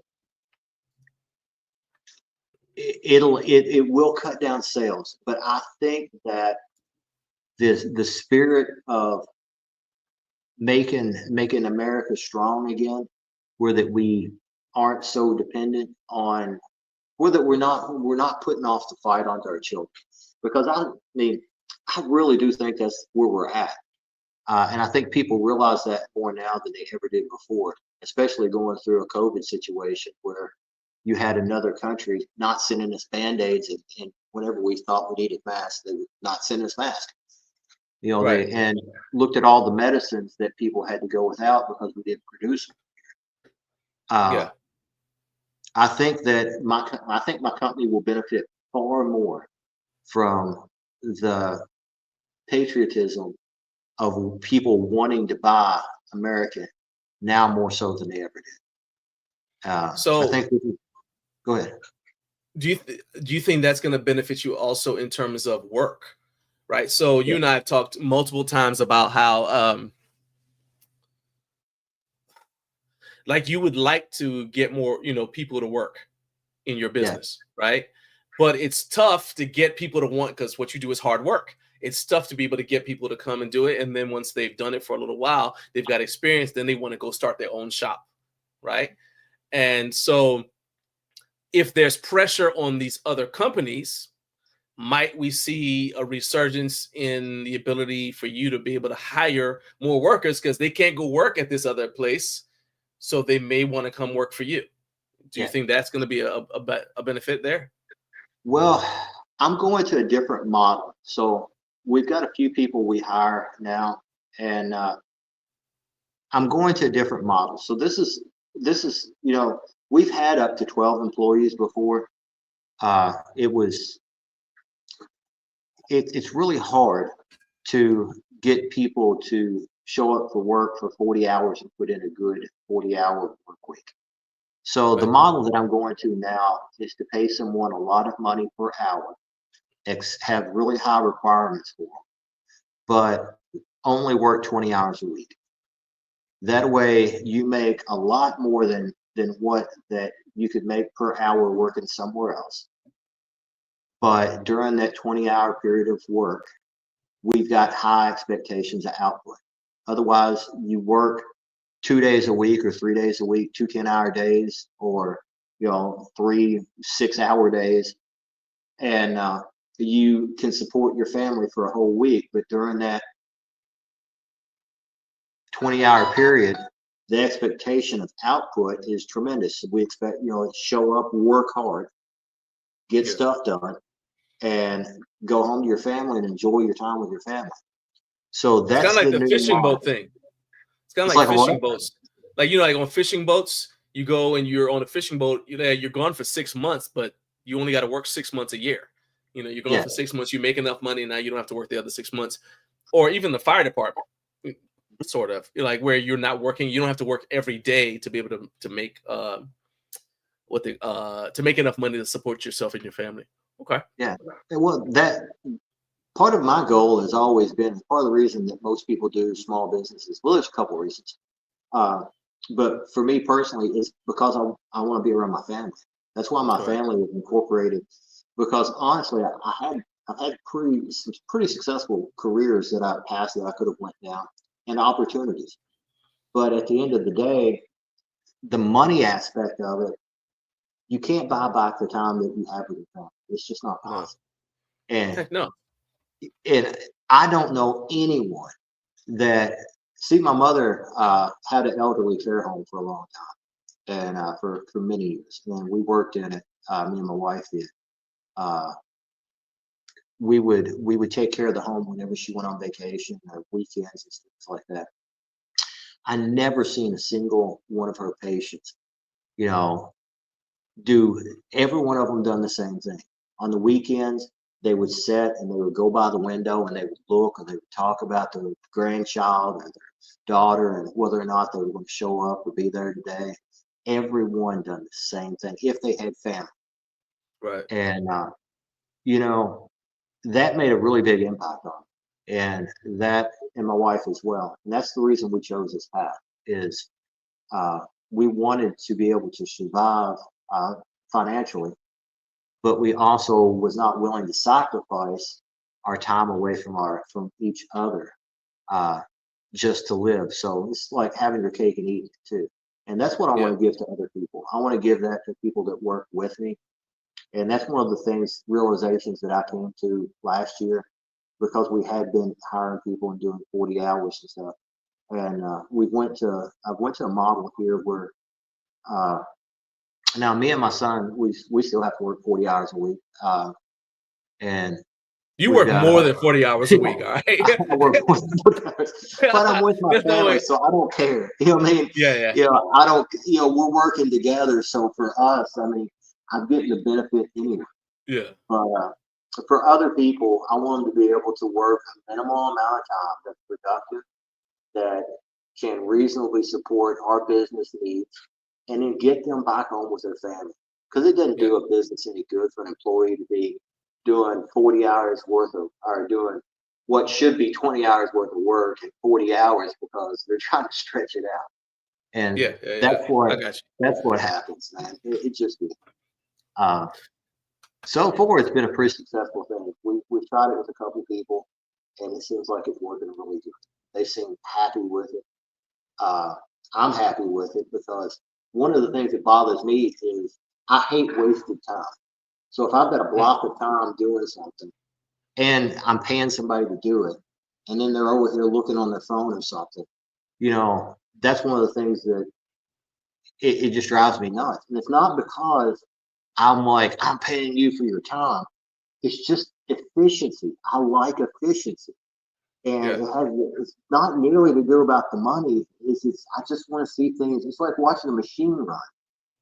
There is such beauty in watching a machine run and knowing that everything is timed, everything's in cycle. It's like artwork. And for me, seeing inefficiency in something, it's like nails on a chalkboard. So, and I've probably rambled on way too much about it. Nah, man. See, you know what? This has nothing to do with anything that I had planned on talking to you about, but it has a lot to do with what I said earlier when I was talking about doing interviews with brands. And I actually even, speaking of interviews, shout out to Black Widow Train. What's up, Dean? Rod Hey, Devil Dean. Dog. Yeah. My man, the Marines have landed. That's right, Dean. We taking over. Dean, appreciate you being here, Dean. But because he understands, he does what you do. But I've been trying to anyway, get him to move to Kentucky. Just saying. I mean, well, he's gonna be in Louisville for for HomeGymCon. So hey, just don't ever go back. Just come for HomeGymCon and don't ever leave. That's part of the recruitment thing for what's it called, the Chamber of Commerce. Come for HomeGymCon and never leave. Well, we got to get him out of Louisville, though. I mean, we need to get him down to the country and the lakes and the good living. Hey, step by step. All right, we got you. We got him in the state. We'll get him in the state, and then we'll just get him there. But no. So to go back to what you were saying, man. I mean, to what I was going to say is, I actually just had a conversation with a brand. I was trying to get them on here, and they were like, well, they want to kind of be behind the scenes. They want to just keep the focus on their products and all that. And I was like, you don't understand that, especially as a small business, people don't know why they should pay you more money or the same amount of money as they could get from some bigger company. Like, well, why should I pay for this from you when I could go on Amazon and buy what looks like the same thing for less money? The answer is, yeah, there's quality, but they know you. And I love the fact that you're explaining why you do things the way you do, how you have a concern for your workers, your employees, how you take pride in your work. And so somebody seeing that is like, oh yeah, I want to shop from Gorilla Strength because I understand where the money's going. I understand why it costs what it costs. I heard him say that he uses US steel because it has a different quality standard than steel from overseas. You know what I mean? So I think that stuff like this, where you just kind of explain the heart behind the brand, the heart behind the gorilla sign, we call it the heart behind the logo. That kind of stuff is invaluable, because where's the Instagram post where you can put out what you just said? It's not possible. You know what I mean? It's and you've got other people coming on. So Dean said it's crossed his mind. He can put his shop in the house on the same property to move to Kentucky. My guy Don, what's up, Donnie?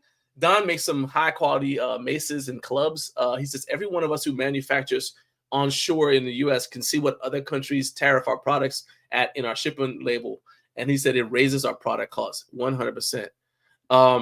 So yeah, I mean that's 100%. And let's see here.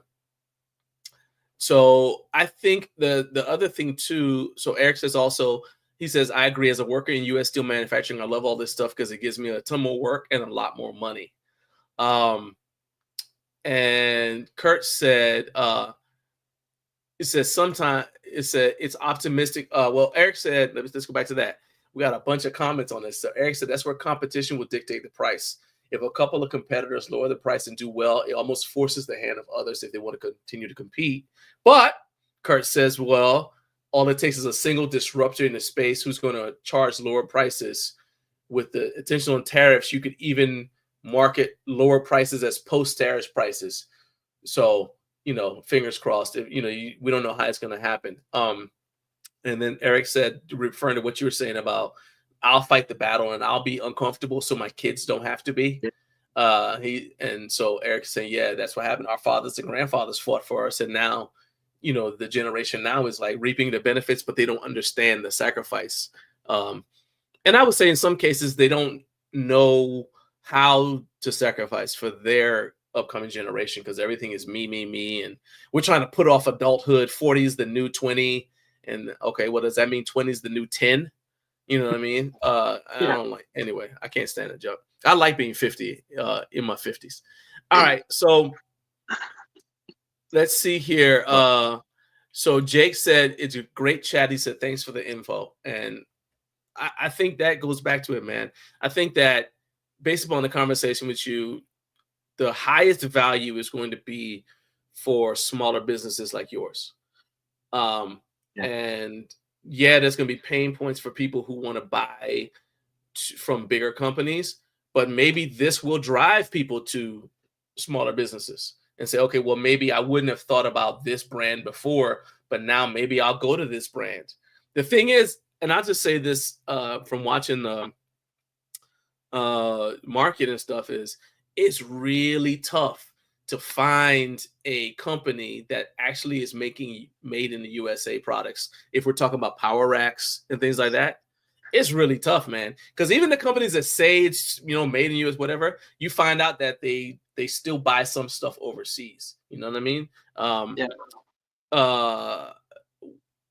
Would you say, and we don't know what the tariffs are going to look like on Canada, because those have been paused, but would you say next, if you don't want to support if you don't want to buy from a Chinese company, would you say that a Canadian company would be better?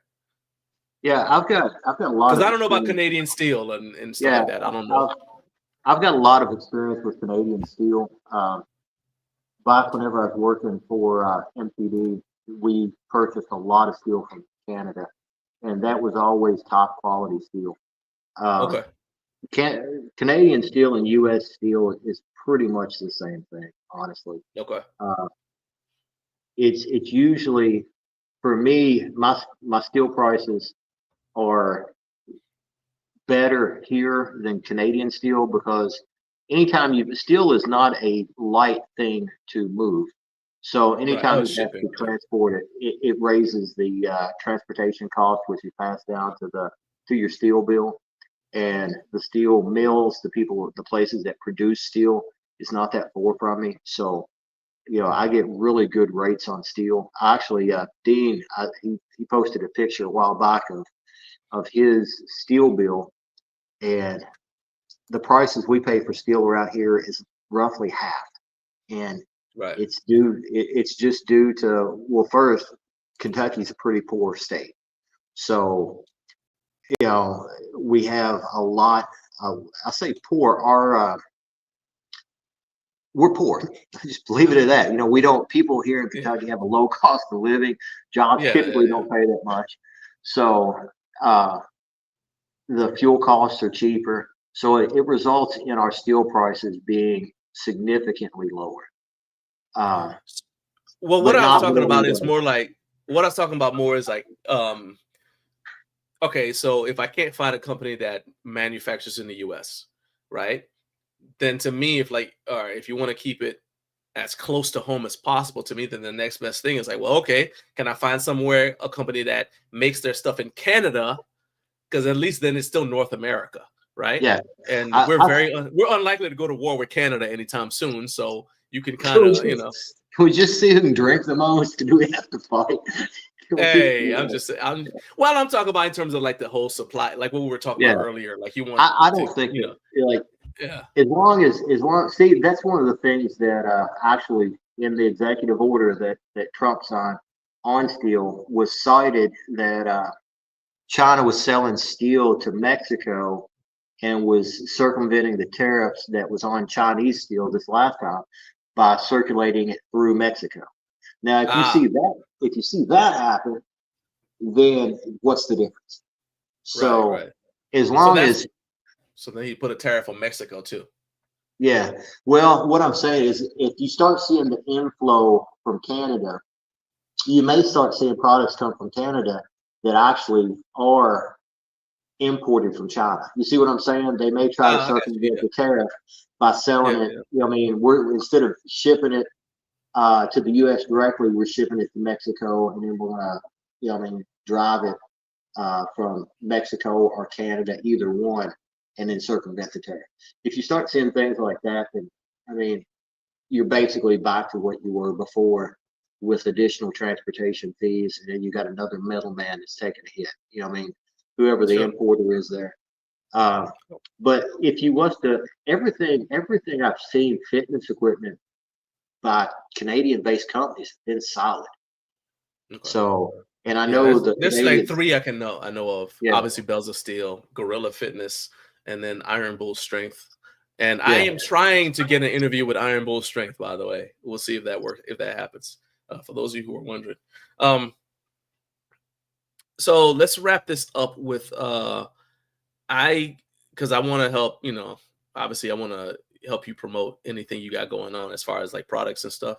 But what would be your advice to just wrap up the tariff thing, what would be your advice to a consumer, somebody who's planning on buying home gym products in 2025? What would be your best advice to them to kind of bulletproof themselves against what might be coming?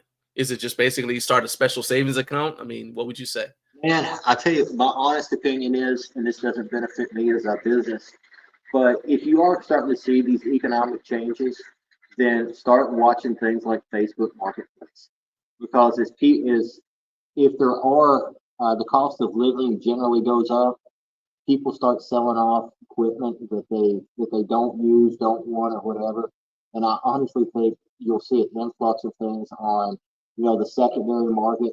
So instead of buying a power rack that now is 20% higher, go to Marketplace, perhaps be a hair more patient, and give it a little bit of time that way. If you have the disposable income, you want to purchase new, I would probably plan a purchase out within the next, I think they were looking at some of the, I think that from some of the sources I've been listening to and reading, I think China is looking at reciprocal tariffs, and it's liable to turn into a whole thing within the next 90 days. You're liable to see, some things. So I would plan on purchasing what I could, if you don't want something off the secondary market. And, that would be my advice. All right, so let's wrap this up with talking about you, because you're very giving of your time. So we're gonna talk about stuff you make and sell right now.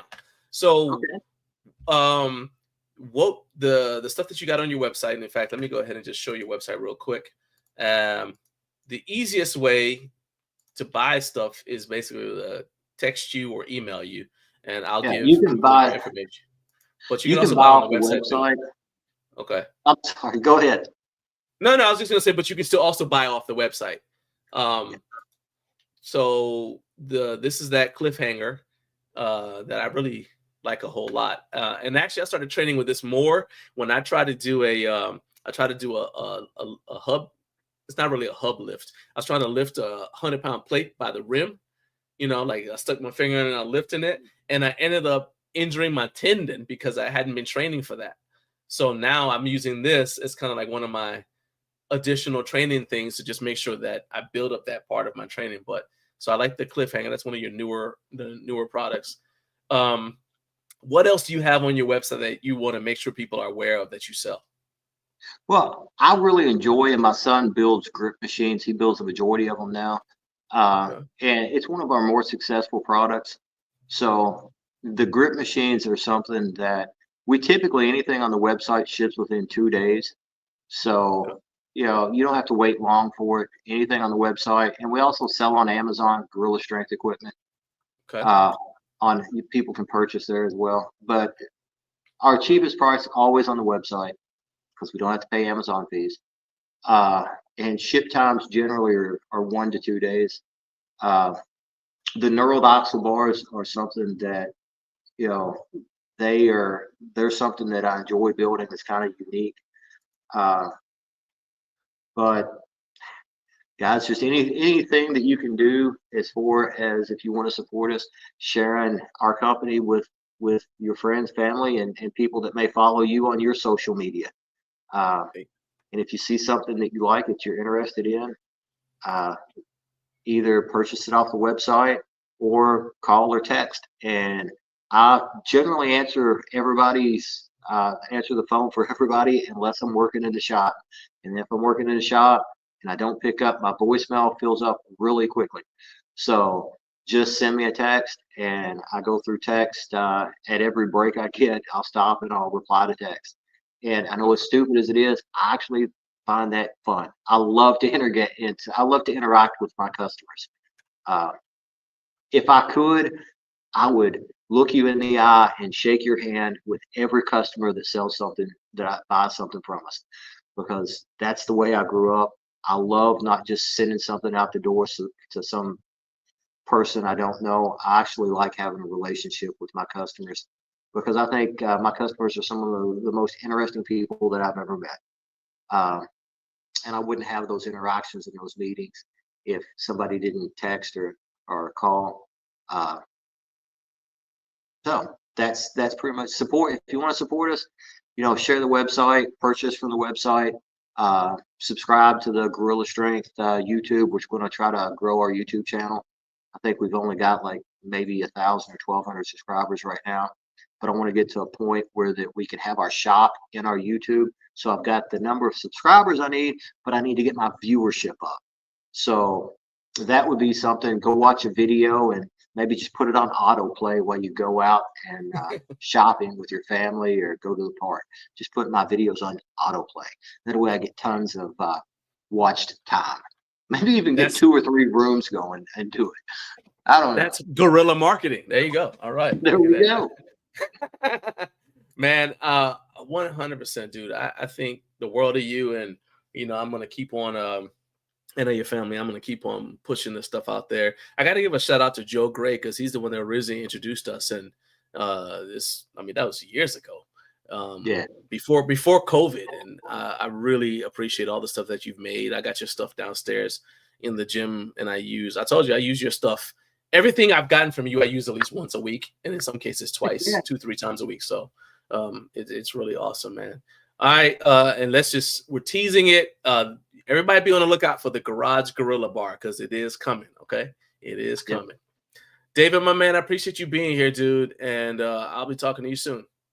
All right, take care, guys. Appreciate y'all. All right, man. Later. All right, that was my dude, David Dennis from Gorilla Strength. I hope you guys enjoyed that conversation. Look at that, Matthew Porter. Yeah, he said he just bought the Garage Gorilla Bar yesterday. Very excited, man. I think you're gonna love that bar, dude. In fact, let me see here. I think I can do this. For those of you who don't know what this is the Garage Gorilla Bar. So you see, it's that thick axle bar. So it's got the markings on it that are the markings are similar to the markings on a powerlifting bar. And so I'm able to, that's it right there in my Bells of Steel Roller J cups. So I'm able to actually use it the same way I would use a normal barbell. So in this, I'm lining up to use it for some standing press, but I actually also use it as a bench press accessory. So I'll use it for like close grip benching and things like that. This is the first one that was ever made. And the story behind it is I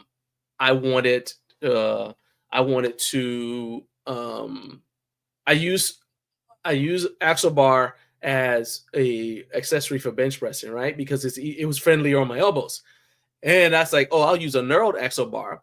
And then I got irritated because I couldn't find any axle bars that were 45. I couldn't find any knurled axle bars that were 45 pounds. So I reached out to David. I said, hey, man, can you make one of these for me? And he actually took it in the video about the story behind this bar is actually on the YouTube channel. I'll put that link in the description for this video because he did something with his 45-pound knurled axle bar that's different from all the other ones that are on the market. And so when you get it, it's a true 45-pound axle bar. So then you can basically load plates on it just like you would with any other 45-pound bar. You don't have to do math. You don't have to put 5-pound plates on it and then add the weight that you're going to put. You don't have to do any of that stuff. I said, I want a knurled axle bar that's just like my powerlifting bar. And so that's why the markings on there, it's got the rings just like at the same place where they would be on a normal power bar. And I love that thing. So that's my favorite barbell. I use it, like I was telling David, I use it at least once a week. I got some other stuff from him too. But I use that bar specifically at least once a week and usually twice a week. All right. So we've got Peter Keller coming up in the next few minutes.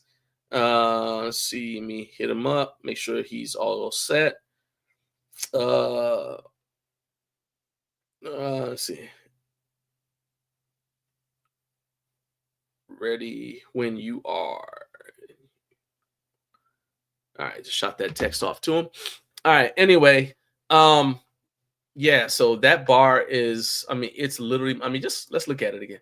That bar, it looks good now. It's a little bit dinged up because I've had it for a while and I've been using it. You can see it's been used, but I'm telling you, that's literally one of my favorite bars. And you do have to use a the only thing is you got to use a set of axle collars with it, because it's not it doesn't, the sleeves are the normal axle sleeves. But yeah, there's that. All right, those of you who are watching, do me a favor. I'm going to ask you again, hit like and hit subscribe. There's about 857 of you watching right now. I need to get that many likes. Do me a favor, do that. Also, if you are watching and you're going to be at HomeGymCon, please, Donnie, I got to hit you up, by the way, to ask you something related to that.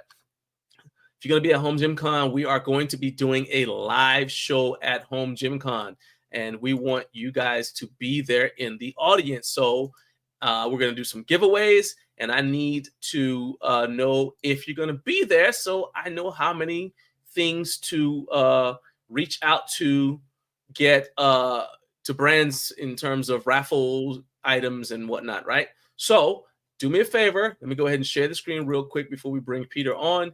But we are having a live event at HomeGymCon 2025. We're going to be raffling off prizes and everything else. So I need to know if you're going to be there, because I don't want to show up with not enough prizes, right? You want a prize, don't you? You want a prize? You want free stuff? Okay. So go to the link. I put it in the live chat. I want you to go to that link, and I want you to RSVP. Some of you guys have already RSVP since the show started.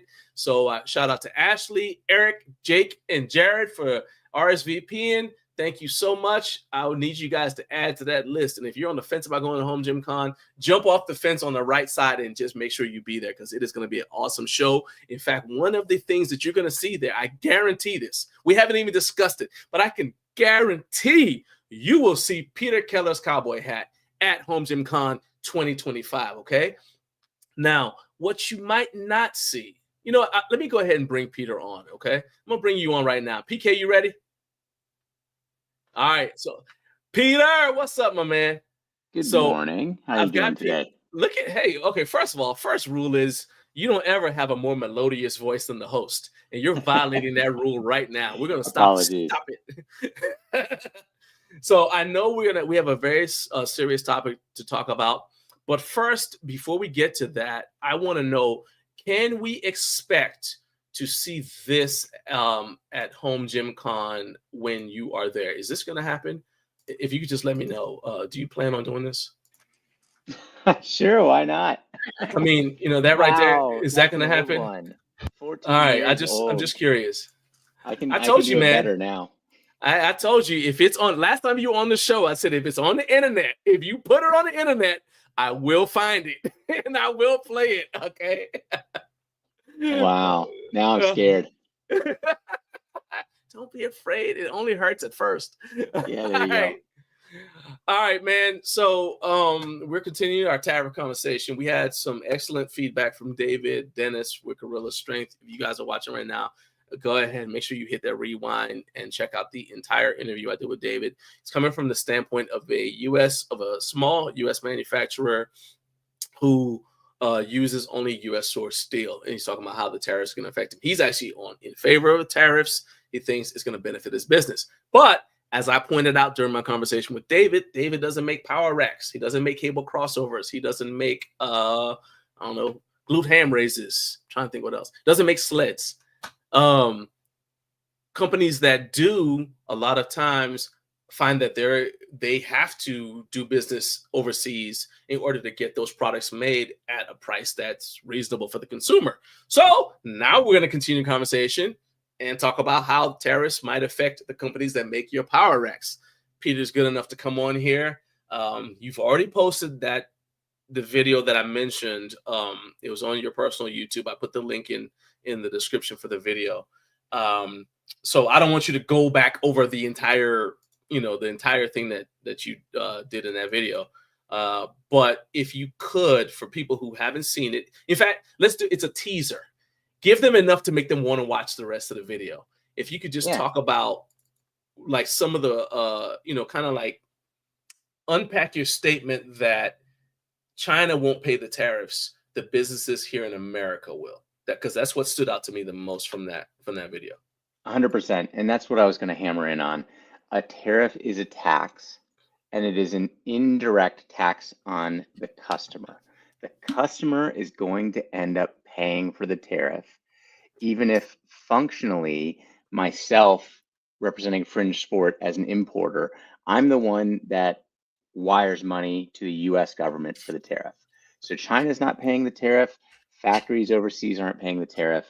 The actual money is coming from the bank account of companies like Fringe Sport, and then companies raise the price that they're selling products to the customers to recoup what they have sent to the US government. So you can watch the video to find out a little bit more about how the math actually works and how it actually works. But the underlying core idea is a tariff is a tax on you, the customer. And furthermore, it is a regressive tax.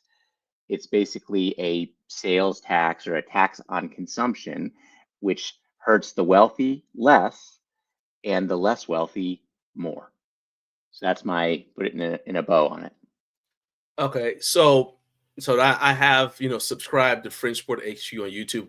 It is important for you guys to understand. Although I want you to subscribe to Fringe Sport on YouTube, the video we're talking about is not on the Fringe Sport YouTube channel. It's on Peter's personal channel, and in fact, so I've got a personal YouTube account that I use to like just browse and do non-Garage Gym Life related stuff. So I want to screw up my Garage Gym Life algorithm.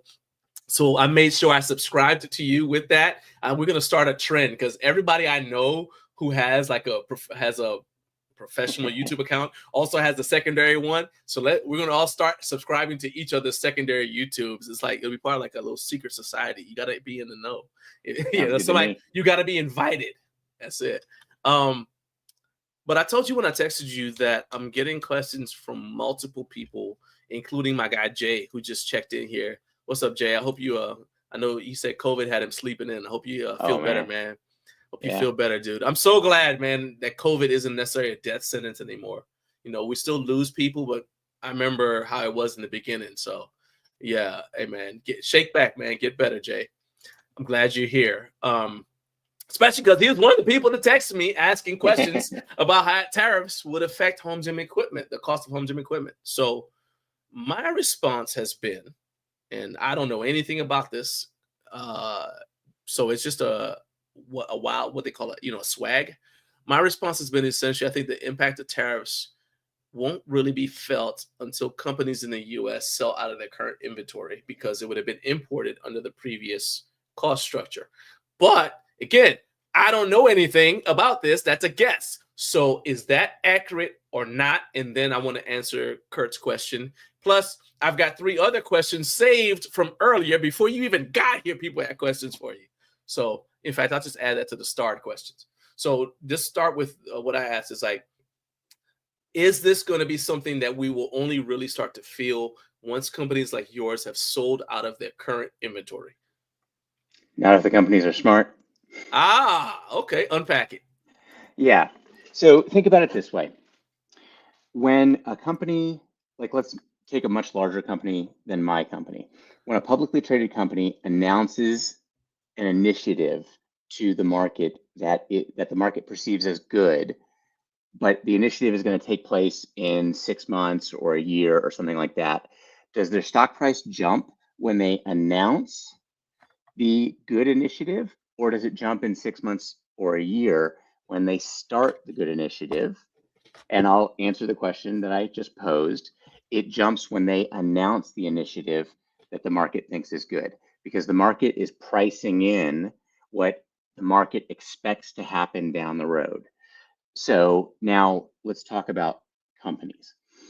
The question that you asked is basically, okay, Pete, tariffs were applied as of February 1st. So shouldn't goods that get hit by the tariffs, once they get to my warehouse, shouldn't prices increase at that point? And the answer is no, they're not going to. I'm just telling you what's going to happen, and it is happening. Companies are increasing prices now for the same reason of that stock market example that I gave you. They're anticipating higher costs that are going to hit very, very soon. And so they're raising prices in anticipation of those costs hitting. Now, I understand from a customer's point of view the customer is probably going to say, oh, well, you guys are making a bunch of extra profit right now because you have products in your warehouse right now that don't have that increased tariff applied to them. And sure, there is some level of argument there. But the reason that companies are raising prices now or in advance of the tariffs actually being applied is because every company is trying to forecast demand of their products. And if you're selling a product at a lower price, basic economic theory will tell you that you're going to sell more of that product than if the price goes up.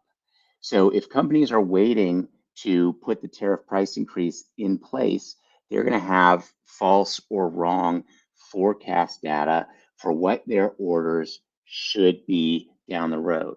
So that's one reason why price increases are going to roll through, shortly / right now. Another reason that prices are going to roll through right now is that one of the worst things for businesses is uncertainty. So let me give you an example from my perspective. There have been tariffs that have been threatened to be applied fairly rapidly that might be fairly high. So for example, when Trump was on the campaign trail, he literally talked about 60% tariffs on China, 100% tariffs on China, and 200% tariffs on China.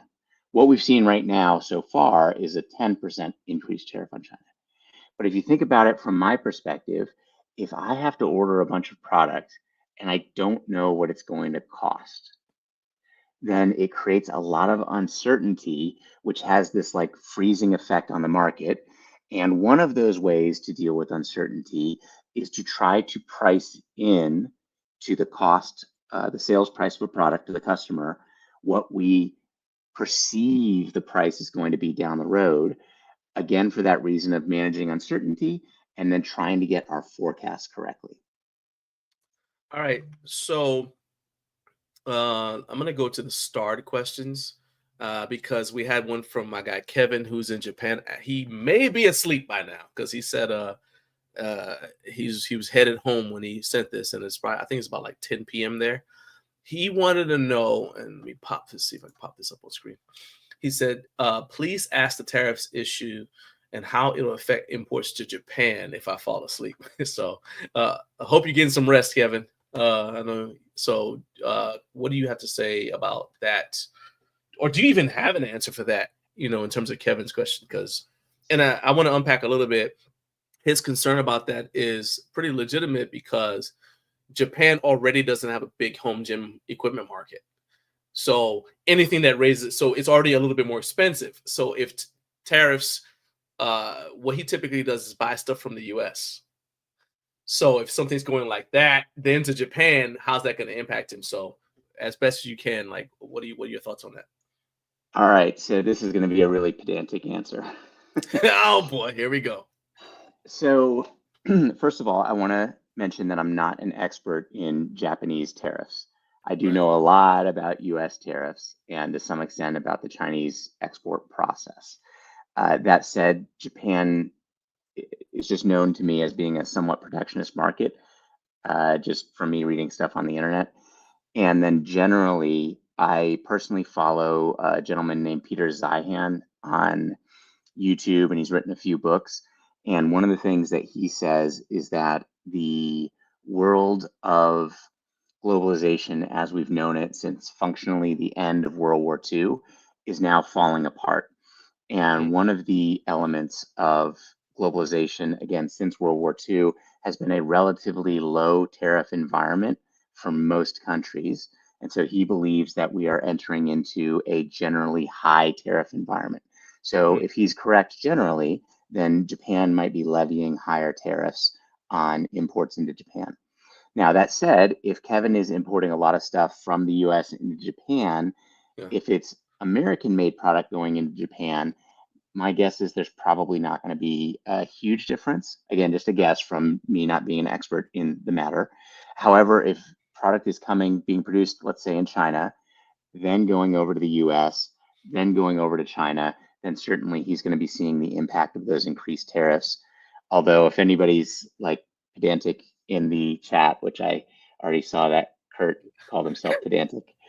Uh, if a company imports a product into the US and pays a high tariff on it and then exports that same product, there is something that the company can do called a duty drawback, where they can get the tariffs back from that product since it didn't remain in the US. That said, I'm not sure how many companies are doing it for kind of one-off shipments or small goods.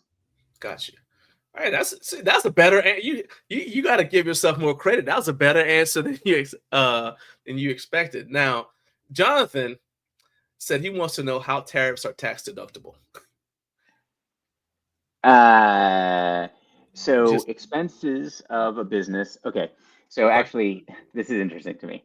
So one of the somewhat unique functions of the US tax code is that when I had a job, or let's say I have a job today, because I'm the CEO of Fringe Sport, I get a W-2 wage from that. I am also the owner of Fringe Sport, so there's a little mixing there. But, I have income from Fringe Sport.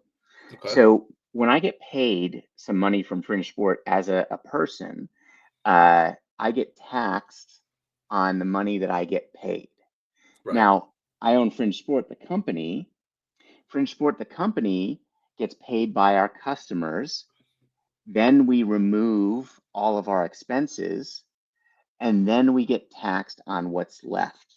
So a human worker gets taxed on the full amount of income that they earn. A company does not get taxed on the full amount of income. They just get taxed on what's left, the profit at the end of the day.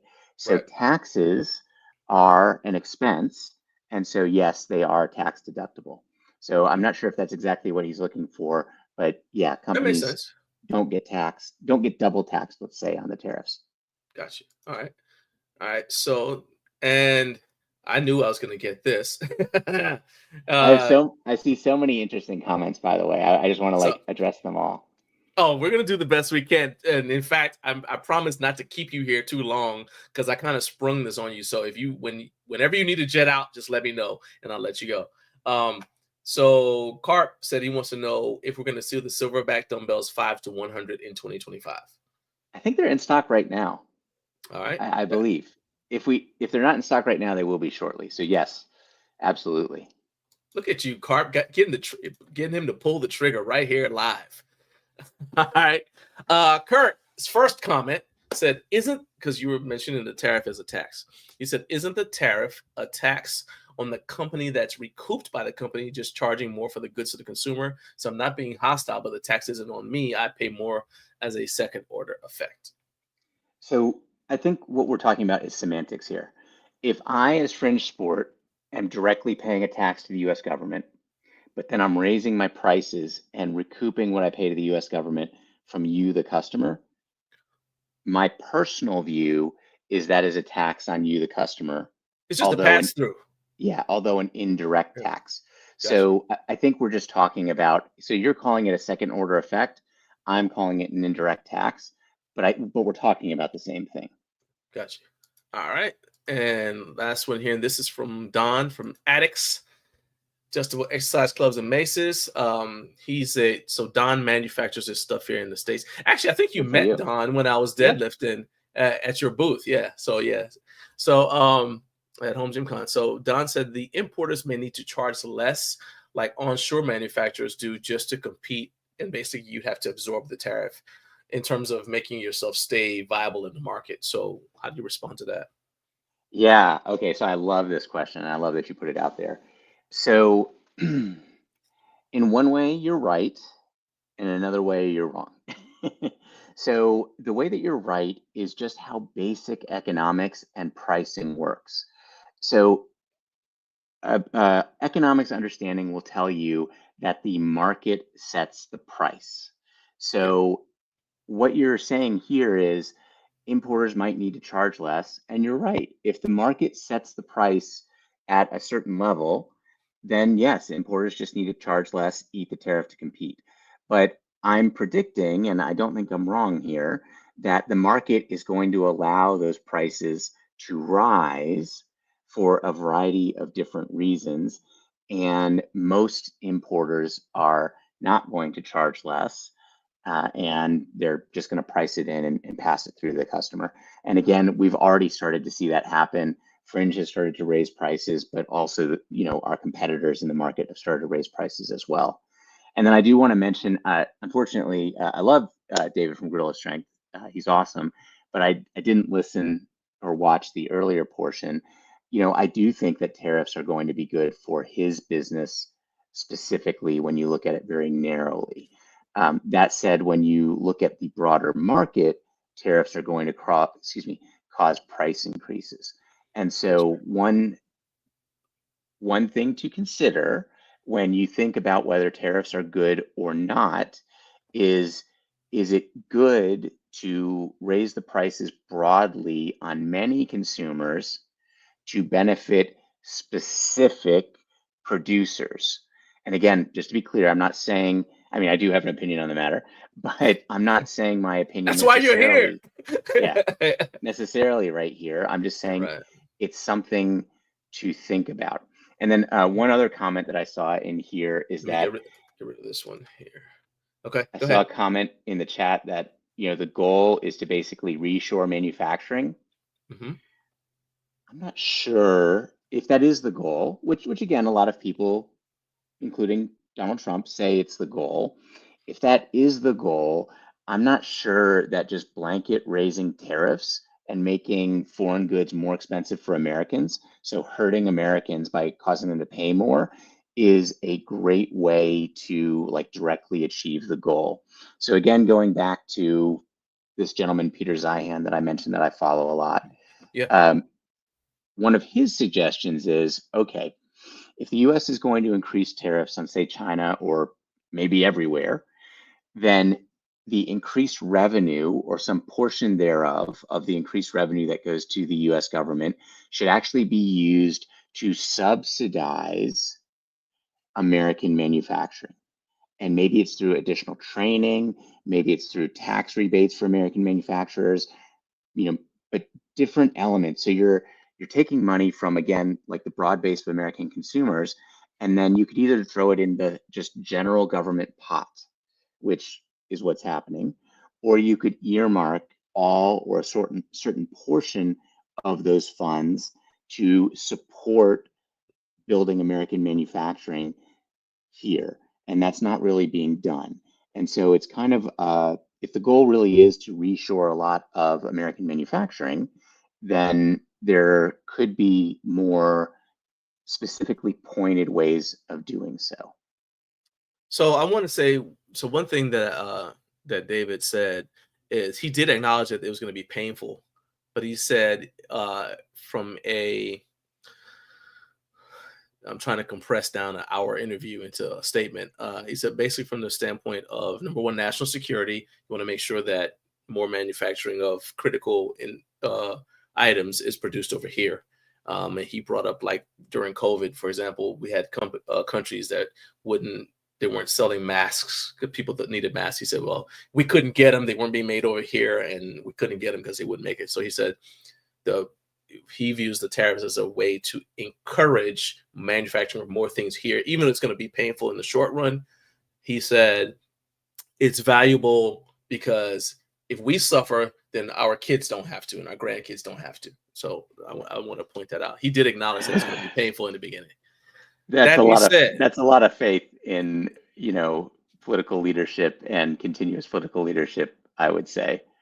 Then that goes back to what you said also, that even if, let's say, the Democrats, so Trump only gets one more term, so this is his final term. So let's say the person who succeeds him is a Democrat, and all they got to do is get rid of the executive order and say, all right, no, tariffs are going to go back down to what I think they should. You pointed out that once the prices are high, they're going to stay higher, even if the tariffs go down. Yeah, let me speak to that in just a moment. Yeah, go ahead. So price increases, again, now we're going to go back to economic theory. Price increases tend to be sticky. And what that means is that companies are often rapid to raise prices. And this goes back to one of the very first questions we talked about in, hey, the tariffs haven't necessarily hit product that has gone into a warehouse yet. So why are prices trying to rise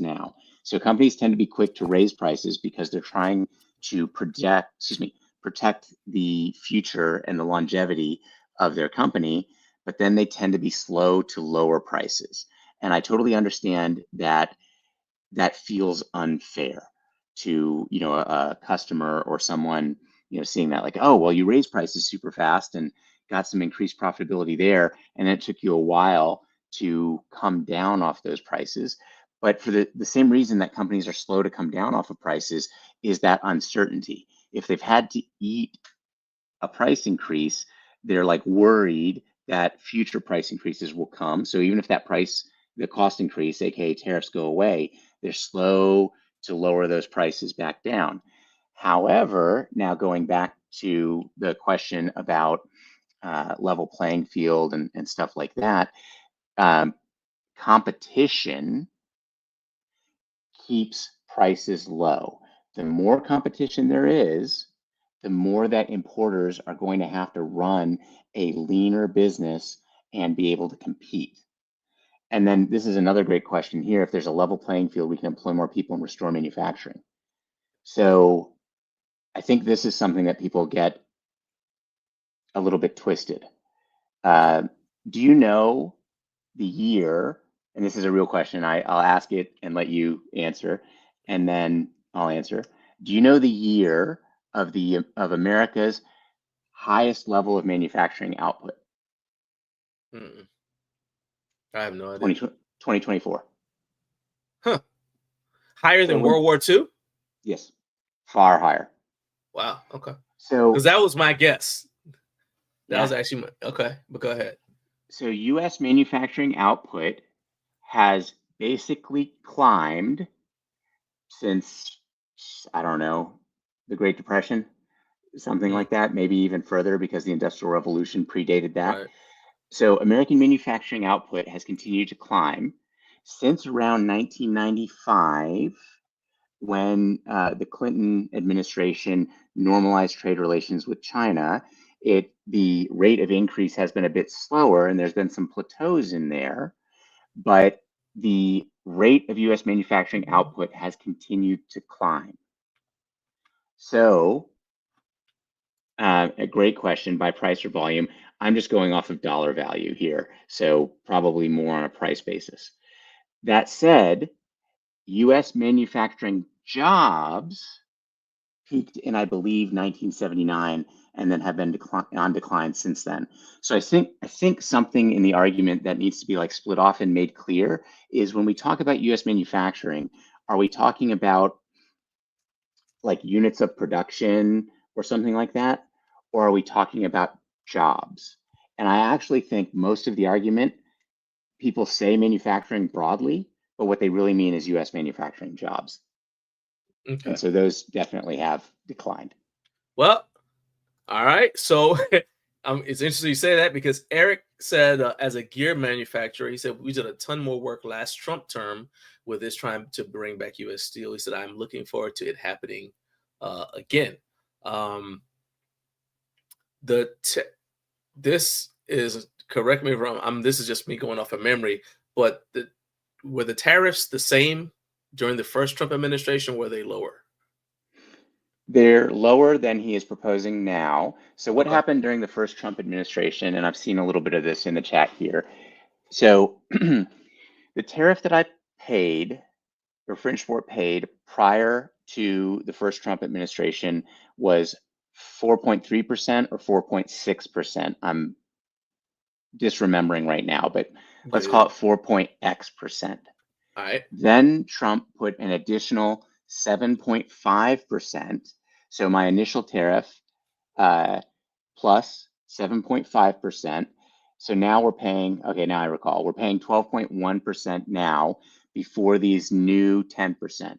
So it went from 4.6 to 12.1, and now it's going to be 22.1 because he's put an additional 10% on there. And then to address Eric's question, that was Joey's question. Actually, he said, was the 10% across the board additive to tariffs that were already applied? So your answer is yes. Okay. All right. Kurt, I saw your. I'm gonna just post it. He said he's not trying to be mean to you. He actually appreciates what you're saying. I didn't take it as mean. No worries. Yeah. I'm a big boy. I just want to make sure that we get all that out here. This is that, and I love the discussion. Everybody keep on putting what I'm trying to keep up with what's in the chat, and then I'll throw it up on screen. And then Peter can see it also. So don't feel like just because I didn't like if you see something you want to answer, just mention it and I'll go ahead and I'll put it up on screen. Don't feel like you got to wait for me.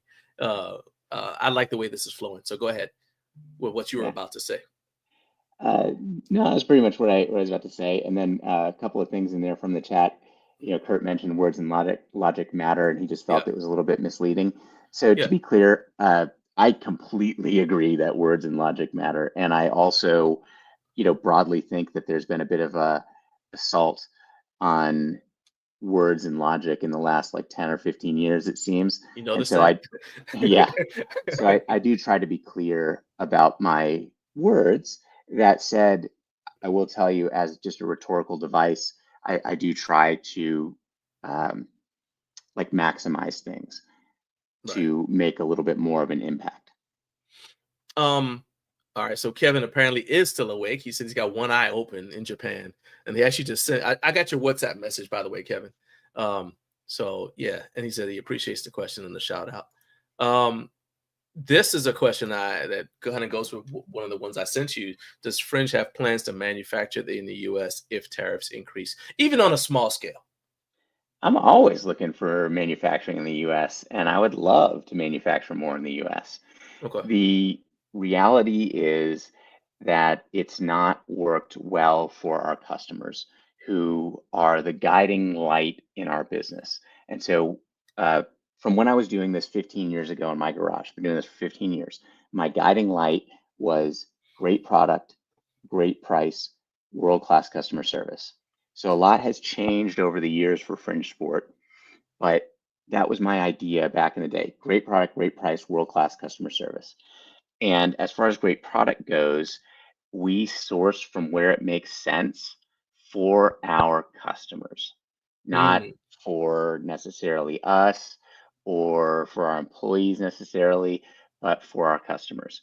So Fringe has manufactured more in the US previously. I even started up and ran a fab shop to support our business, which I mothballed in 2016. It didn't really work out well for us. It can work for some people, but didn't work out well for us, excuse me.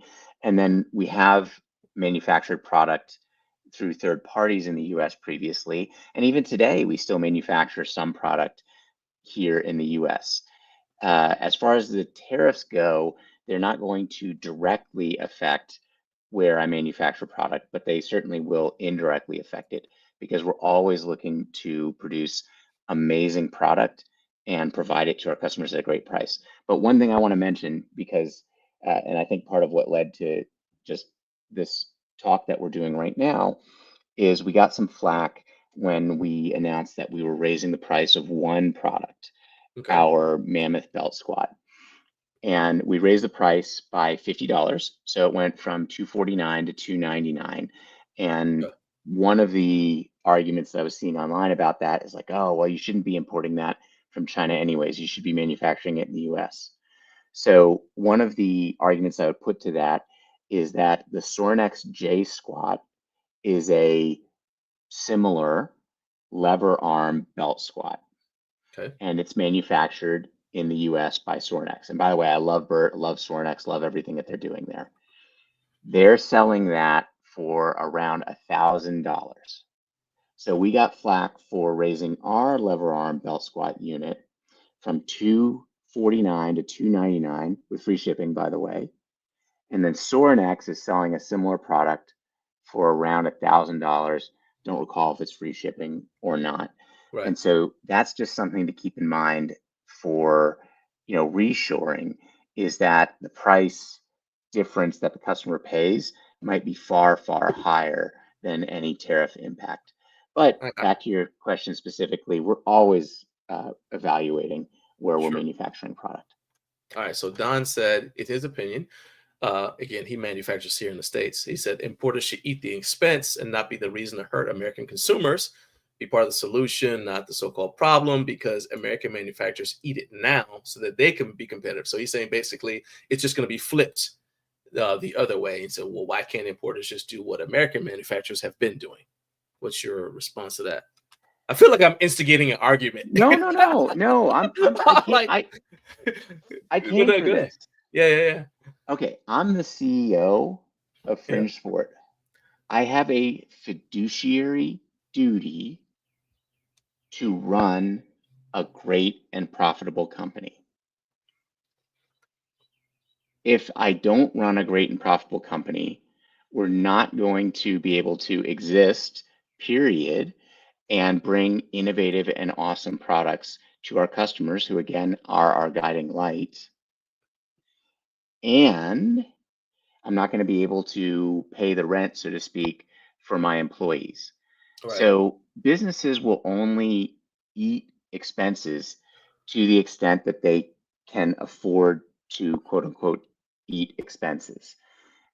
That's just, 101. Right. The other thing is, in terms of be part of the solution, not part of the problem, and this is getting into my, personal beliefs, is I'm not sure that the problem exists as we believe the problem to exist. Okay. And so I do believe that Fringe Sport is part of the solution to many problems, health, strength, wellness, things like that. As far as specifically American manufacturing of belt squats, I think that we need to look hard at, is that really the problem? It's my personal belief. So David said Peter Zeihan. Is it Zeihan? I think Zeihan, but Zeihan. Good enough for me. All right. So he said Peter Zeihan is very credible, and he said definitely something that you and he have in common. This is actually one of those. It's interesting. Like, I prefer to do my segments like one person at a time, two maybe, but like basically one brand at a time, because I want to keep the focus on your brand. And this is also, this show is designed to be kind of like a radio, like drive time show. So I don't like having people on a panel where it's like one person's talking and you got 5 other people not talking and checking their phone, right? I just don't like that. But I think this actually would be an excellent topic for a roundtable discussion.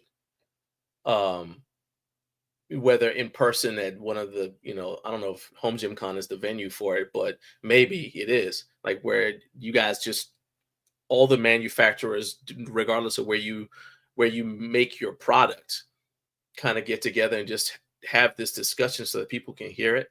I think there'd be some value in people hearing the different points of view. Because like right now, Don is being filtered through me and through what he can actually type in the chat.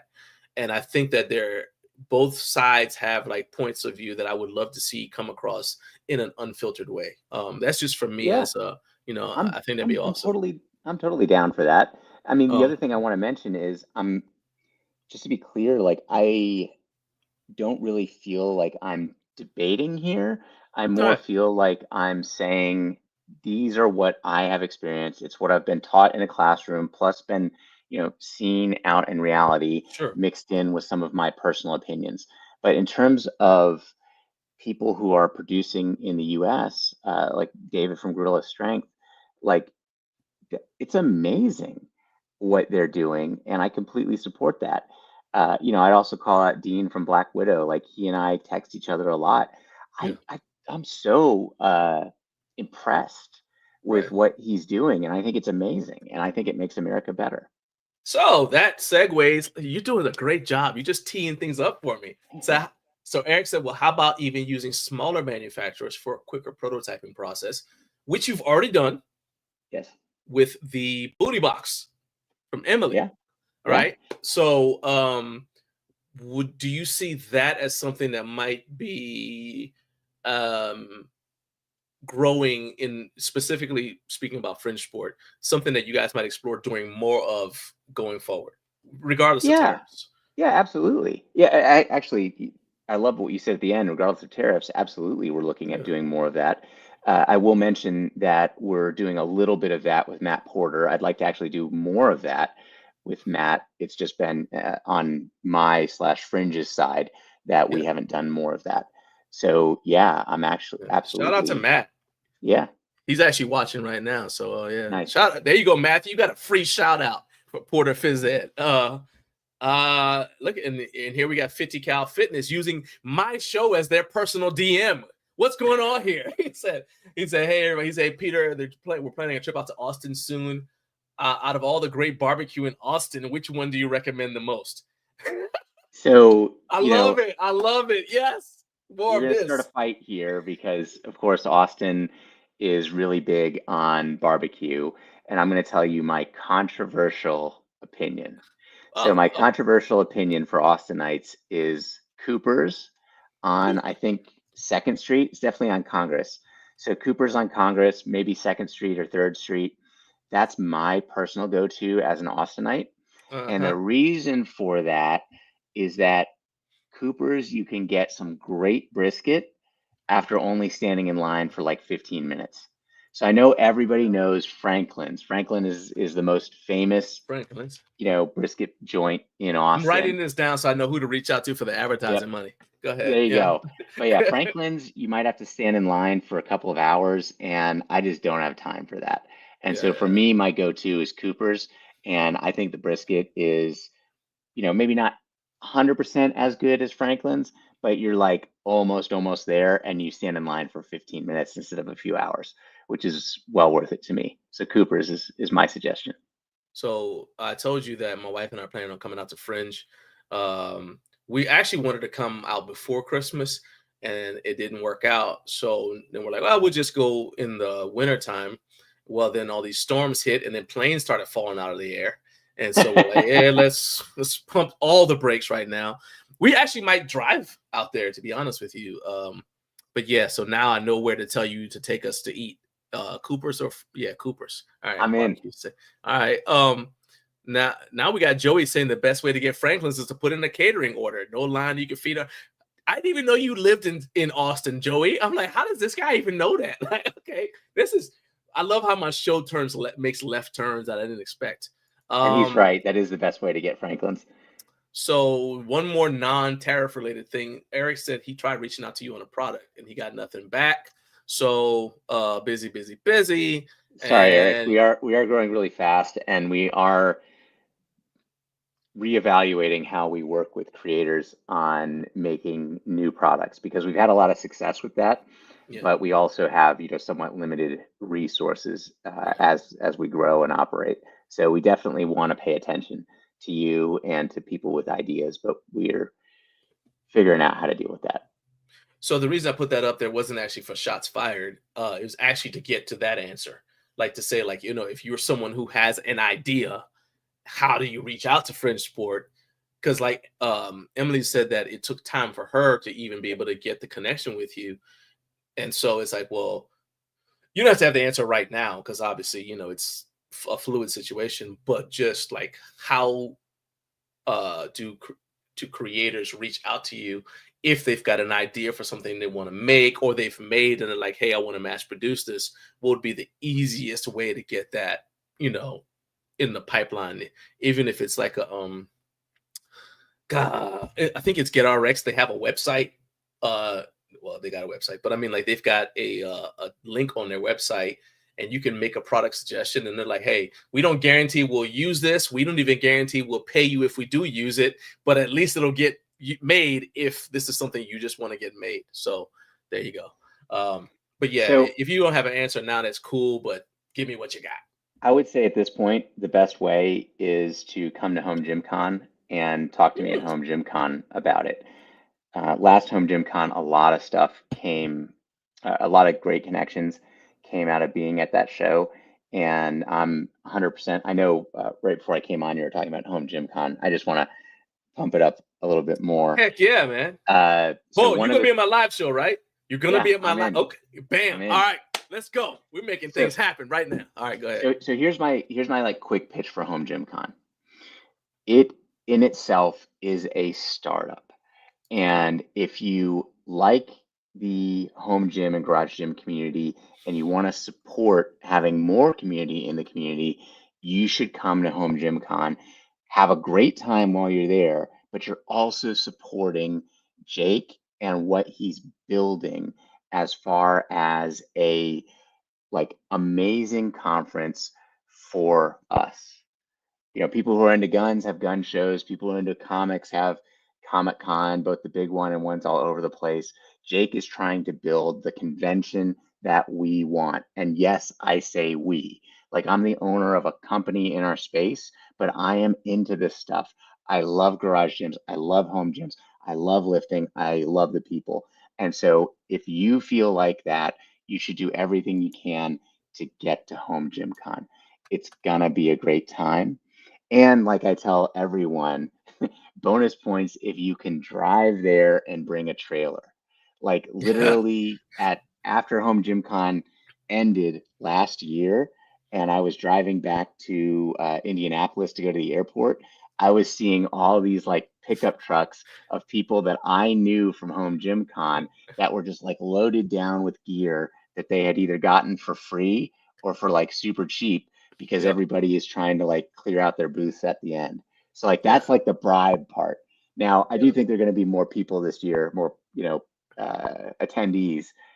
So there might be less gear to split for each individual attendee, but it's you know you might get some super super cheap gear. Well, Eric said he already asked dibs for the Dane 2.0. Done. So, well, there you go. All right. um, so Jake is definitely in favor of all that. He said, Jake, you can Venmo me there my you go. advertising fee. I'm telling you, there he also says something. Oh yeah, he said this is very interesting. Says great job. Hey, I appreciate that, man. I actually think that this is a good discussion for an evening podcast because the vibe is different in the morning. I think that you get some people in an evening podcast. So I'm like, go ahead. I think you should continue this discussion, as I said. Maybe get Don from Addicts, get Peter like to do like an evening episode of Garage Gym Radio to maybe continue this even more in depth. All right, let's wrap this up here because we're at the 8:46 mark, 7:46 for you. We got some non-tariff questions. I could do another like 14 minutes if you wanted to, because I'm looking right here on my monitor at some of the questions that you had asked beforehand. If you want to do Okay. another 14 minutes, I can hang out a little Heck longer. yeah, dude. I'm leaving when you leave. So let's go. I said because this is such a complex issue, we probably don't have all the answers we need because as consumers, we actually don't know the questions to ask. What would you say is the most important thing to consider as we watch as consumers and even YouTube content creators? What's the most important thing for us to consider as we watch the home gym equipment market over the next 6 months? Yeah, so I think over the next 6 months, you're going to see just generally prices increase, not only from companies that import, but also from American manufacturers as well. And we've already started to see that. I think in terms of watching it, there's been I'm going to call it a disturbing trend, or at least for me, an interesting trend of a lot of companies that are just calling it quits. Kabuki, Brute Strength Sandbags, a few other companies like that. And I think that if a company was struggling before the tariffs hit, I think now that they're going to be struggling even more. So that might be something to watch and be worried about. During the pandemic, we saw a bunch of like startup companies kind of come out of nowhere and grow fairly rapidly. And that was because during the pandemic, everyone was panic buying home gym equipment. And then a lot of them have started or have been going out of business ever since then. And so we might see a little bit more of that, which, for me as a competitor, there's, some emotion as far as our competition going out of business while we're doing well. But for me as a customer, every company that goes out of business is one less source of innovation and one less source of like competitive impetus to keep prices down. That's why, you talk about monopolies, like prices go up because there's only one provider and no competitors. So the more competition there is, the better it is for customers, regardless of importing or manufacturing in the US or whatnot. And I'll say too, also availability of certain products might Yes. not be there because, well, I'll use an example because I got it from you. I got a power rack that's not from Fringe Sport, and I needed to get one of those little rig steps, and because I like taller power racks. So, and I'm fine with jumping up there, but if I jump up to do something like inversion with my gravity boots, I don't want to come back down and just drop down. I've done that, and it ended up ending not well for me. So, because the change with the blood pressure and stuff. So I used a rig step to be able to step down. If Fringe Sport didn't exist, I wouldn't have been able to find that rig step at a price point that I want, because the rig steps that I found from other places were either too big, not the right size for the holes on my rack, or they just didn't work. So I was able to get that. And there have been multiple other things I've been able to get from Fringe Sport, from Bells of Steel, because those companies exist. If you guys aren't around, then then we're back in a situation like when Rogue was really the only company where you could go get home gym related equipment. And if they didn't have it, you couldn't get it unless you were willing to pay more money, a higher price, to get somebody to custom make it for you. So that's my pitch for, having more companies around. And also, I think just as important is warranties. I'm a big believer. I'm a big fan of warranties, especially a lifetime warranty. Well, what does your lifetime warranty mean if the company that guaranteed it doesn't exist anymore? Northern Lights. It's a blast from the past for anybody who remembers them. I've got their leg extension, leg curl downstairs. If something goes wrong with that, I've got nowhere to go, because they're no longer in business, as far as I know. Okay. Or unless they've changed their name or something, but I don't know where they are. So those are the things that I don't like when companies aren't able to, I don't know, they can't swim with the sharks, so to say, or like, things go that way. So I don't think Jake's sending you any money based upon that right there. What can Fringe Sport do, if anything, to minimize the impact that the tariffs will have on the consumer without hurting your ability to do business, because we want you to stick around? Yeah, so there are a number of things that we can do. So one of the things, and believe me, we're doing all of these things. So first thing is, and I know I've been saying China's not paying the tariffs. The American consumer, directly or indirectly, is going to be paying those tariffs.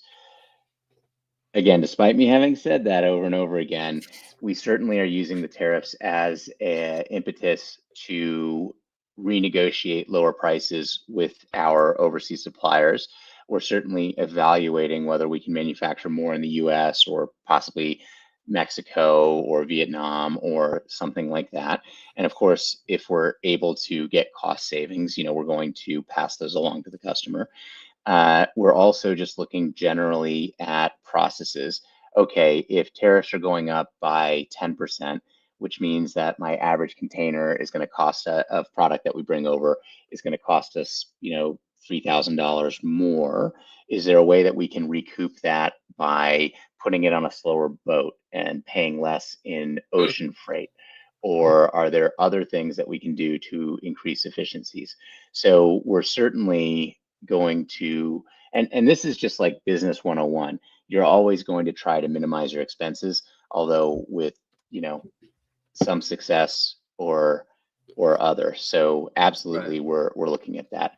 One thing that did help when the Trump tariffs round one during his first administration went into effect is the US dollar became stronger against other currencies, for example, the Chinese yuan or RMB, and that did allow some negotiating leverage there.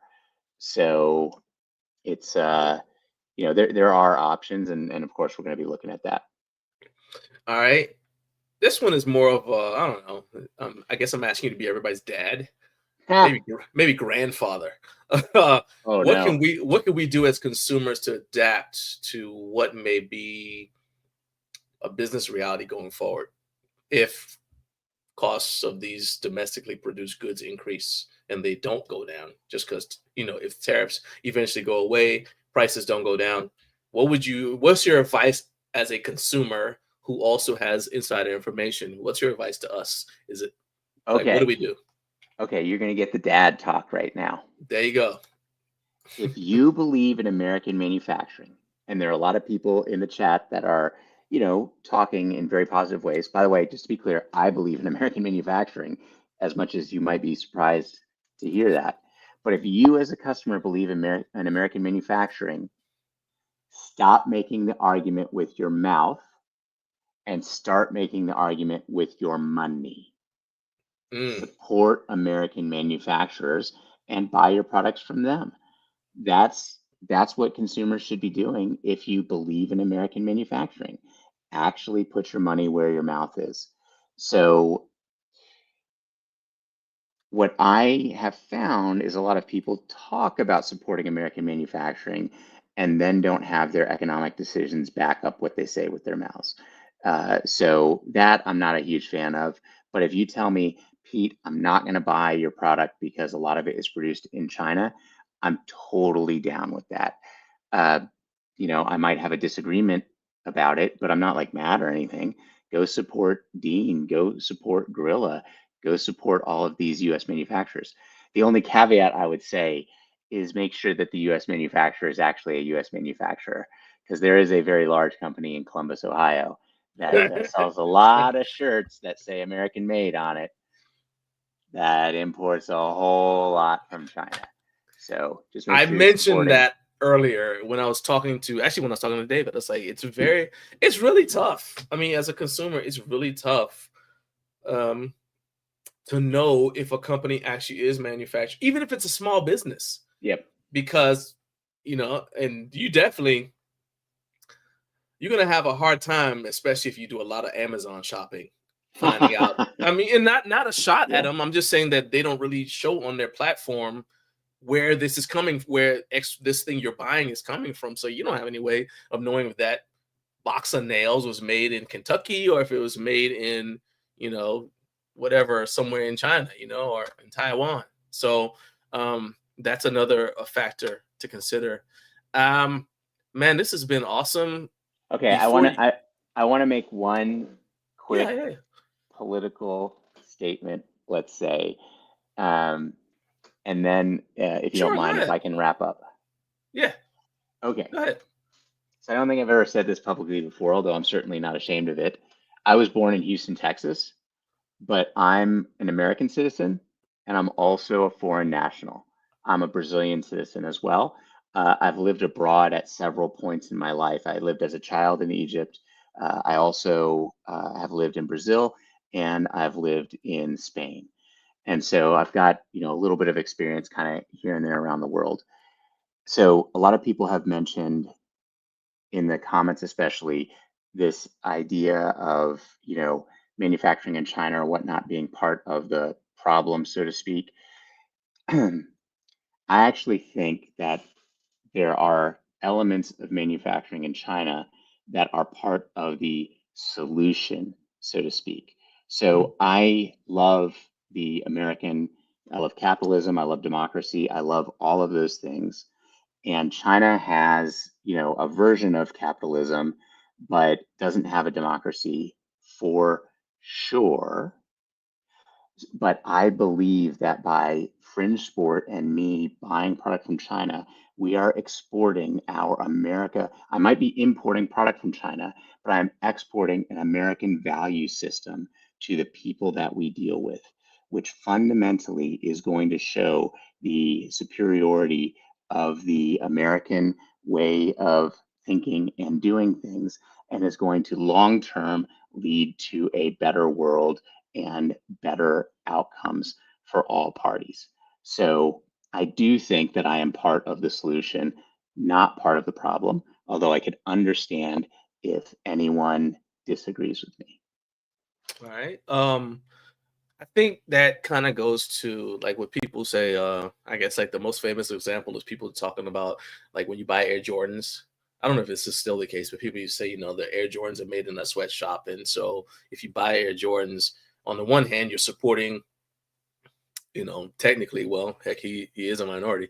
You're supporting minorities here in the States, but you're also making life worse for Chinese citizens, right? So it's kind of like, well, what are the ethics of it? So I understand your point. Is like, hey, if you're working with a factory, you choose, okay, I'm only going to work with factories that do things in an above board ethical way and that meet our quality control standards. I do have a question though. This is a little bit of a, Yeah, go for it. I didn't think of it until you said what you said. I've spoken to David and other people about the fact that Chinese standards on steel and other things are different from American standards. So is there a way for you guys to not resolve, but you know what I'm talking about, like make sure that they match up?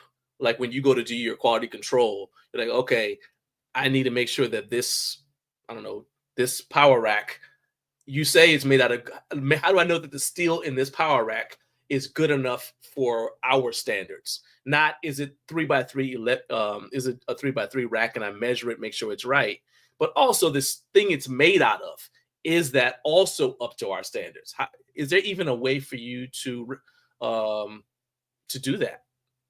Yeah, of course. Quality is quality. It doesn't have an American accent. And so, we can do QA in the US, quality assurance, or we can do QA overseas in China. And I have to say that, despite the reputation, a lot of Chinese factories that I've worked with, at least the high quality ones, they take quality assurance super, super seriously. And we can see the quality of the steel that they're buying in the receipts. And then also the better factories have really high quality testing facilities like laboratories in the factories, because a lot of testing to see, let's say steel, for example, to see if the steel is appropriate quality is destructive testing. In other words, once you test something, it's destroyed and you can't, it's scrap and you can't really use it anymore. And so a lot of, especially smaller US manufacturers just can't do that because they don't have the laboratories and they also don't want to destroy some portion of the raw materials that they're bringing over. So yes, we are doing that quality assurance, whether it's manufacturing in the US or elsewise. And then I do have to go, but Yeah. David from Gorilla Strength in there said, it's the first time he's heard someone say, if you believe in American manufacturing, don't buy from me. So just to be clear, we do manufacture a little bit of stuff in the US, but yes, I totally agree with that. If you have a difference of opinion with, where we're sourcing product or really anything from Fringe, don't buy from me. And I totally believe that people should be supporting American manufacturers like you with their dollars. Again, not just their words, like put your money where your mouth is, like very specifically. And I'll never argue against that. All right. Man, like I said, I appreciate you. First of all, I'm going to give you a shout out because not only did you agree to do this, and it was tough to get anybody to agree to come on and talk about this, but also I literally just reached out to you earlier this week. I normally try to give people at least 2-3 weeks because, that's just the way it is. And so I appreciate you for doing that. Normally I'd say, what should we be on the lookout for? I've already mentioned that the Dane is coming out on the 20th and people need to sign up for the early adopter, early access list. I will do that. That's all in the description. So I'll let you get out of here, man. And everybody, if you want to hang out with Peter, go to HomeGymCon. He'll be standing right there. And heck, probably next to me because I'm going to be back to deadlift at his booth again. All right. Thank you so much, man. I'll see you in Austin. Probably it'll be before HomeGymCon, maybe in April. We'll swing out there to see you guys. Love to have you. All right, man. Later on. Thanks, Peter. All right. So my man Peter, he showed up and oh, this is awesome. I wish I put this up while he was still on. Jay said, "Thank you, Peter, for your honesty. I will continue being a consumer." That's awesome right there. Guys, this was a fascinating discussion. I love the fact that we were able to do this. I was not able to do some of the segments, so I'm going to push them to next week.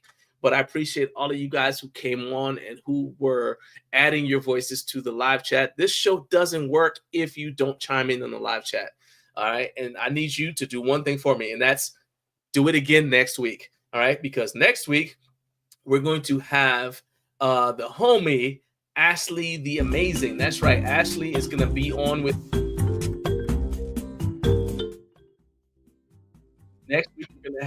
Ashley Amazing. That's right. The homie 332 is going to be back, and she is going to be talking to me about what we're basically going to be doing react and respond together. All right. We're going to be, this is Backyard Shreds. The graphics department is fired. Yeah, Ashley's going to be on with me, and we're going to be doing a react and respond. There's a whole bunch of wild claims being made out in these internet streets, and so Ashley is going to help me go through some of these claims and see what's legit and what is, as the kids say, what's cap. So we're going to make sure we do that. I'm going to get these last comments here. That's right, Jameson is 332. And David said, much respect, my friend. Hey, man, dude, I appreciate it because you and Peter stepped up to the plate. A lot of people were not. I'm telling you, I had people ghost me. I had people just tell me flat out no. And I understand why they didn't want to come on and talk about this. So huge shout out to you guys for being willing to come on here, have the discussion. And I especially love the fact that you guys had different points of view, because the viewer, that's better for my audience when you guys are able to articulate the two different viewpoints well, and so that helps them make the decisions about how they want to spend their purchasing dollars. So once again, this show doesn't work if everybody doesn't participate. Thank you to everyone who did participate, and I will see you guys next week. We're going to do this all over again.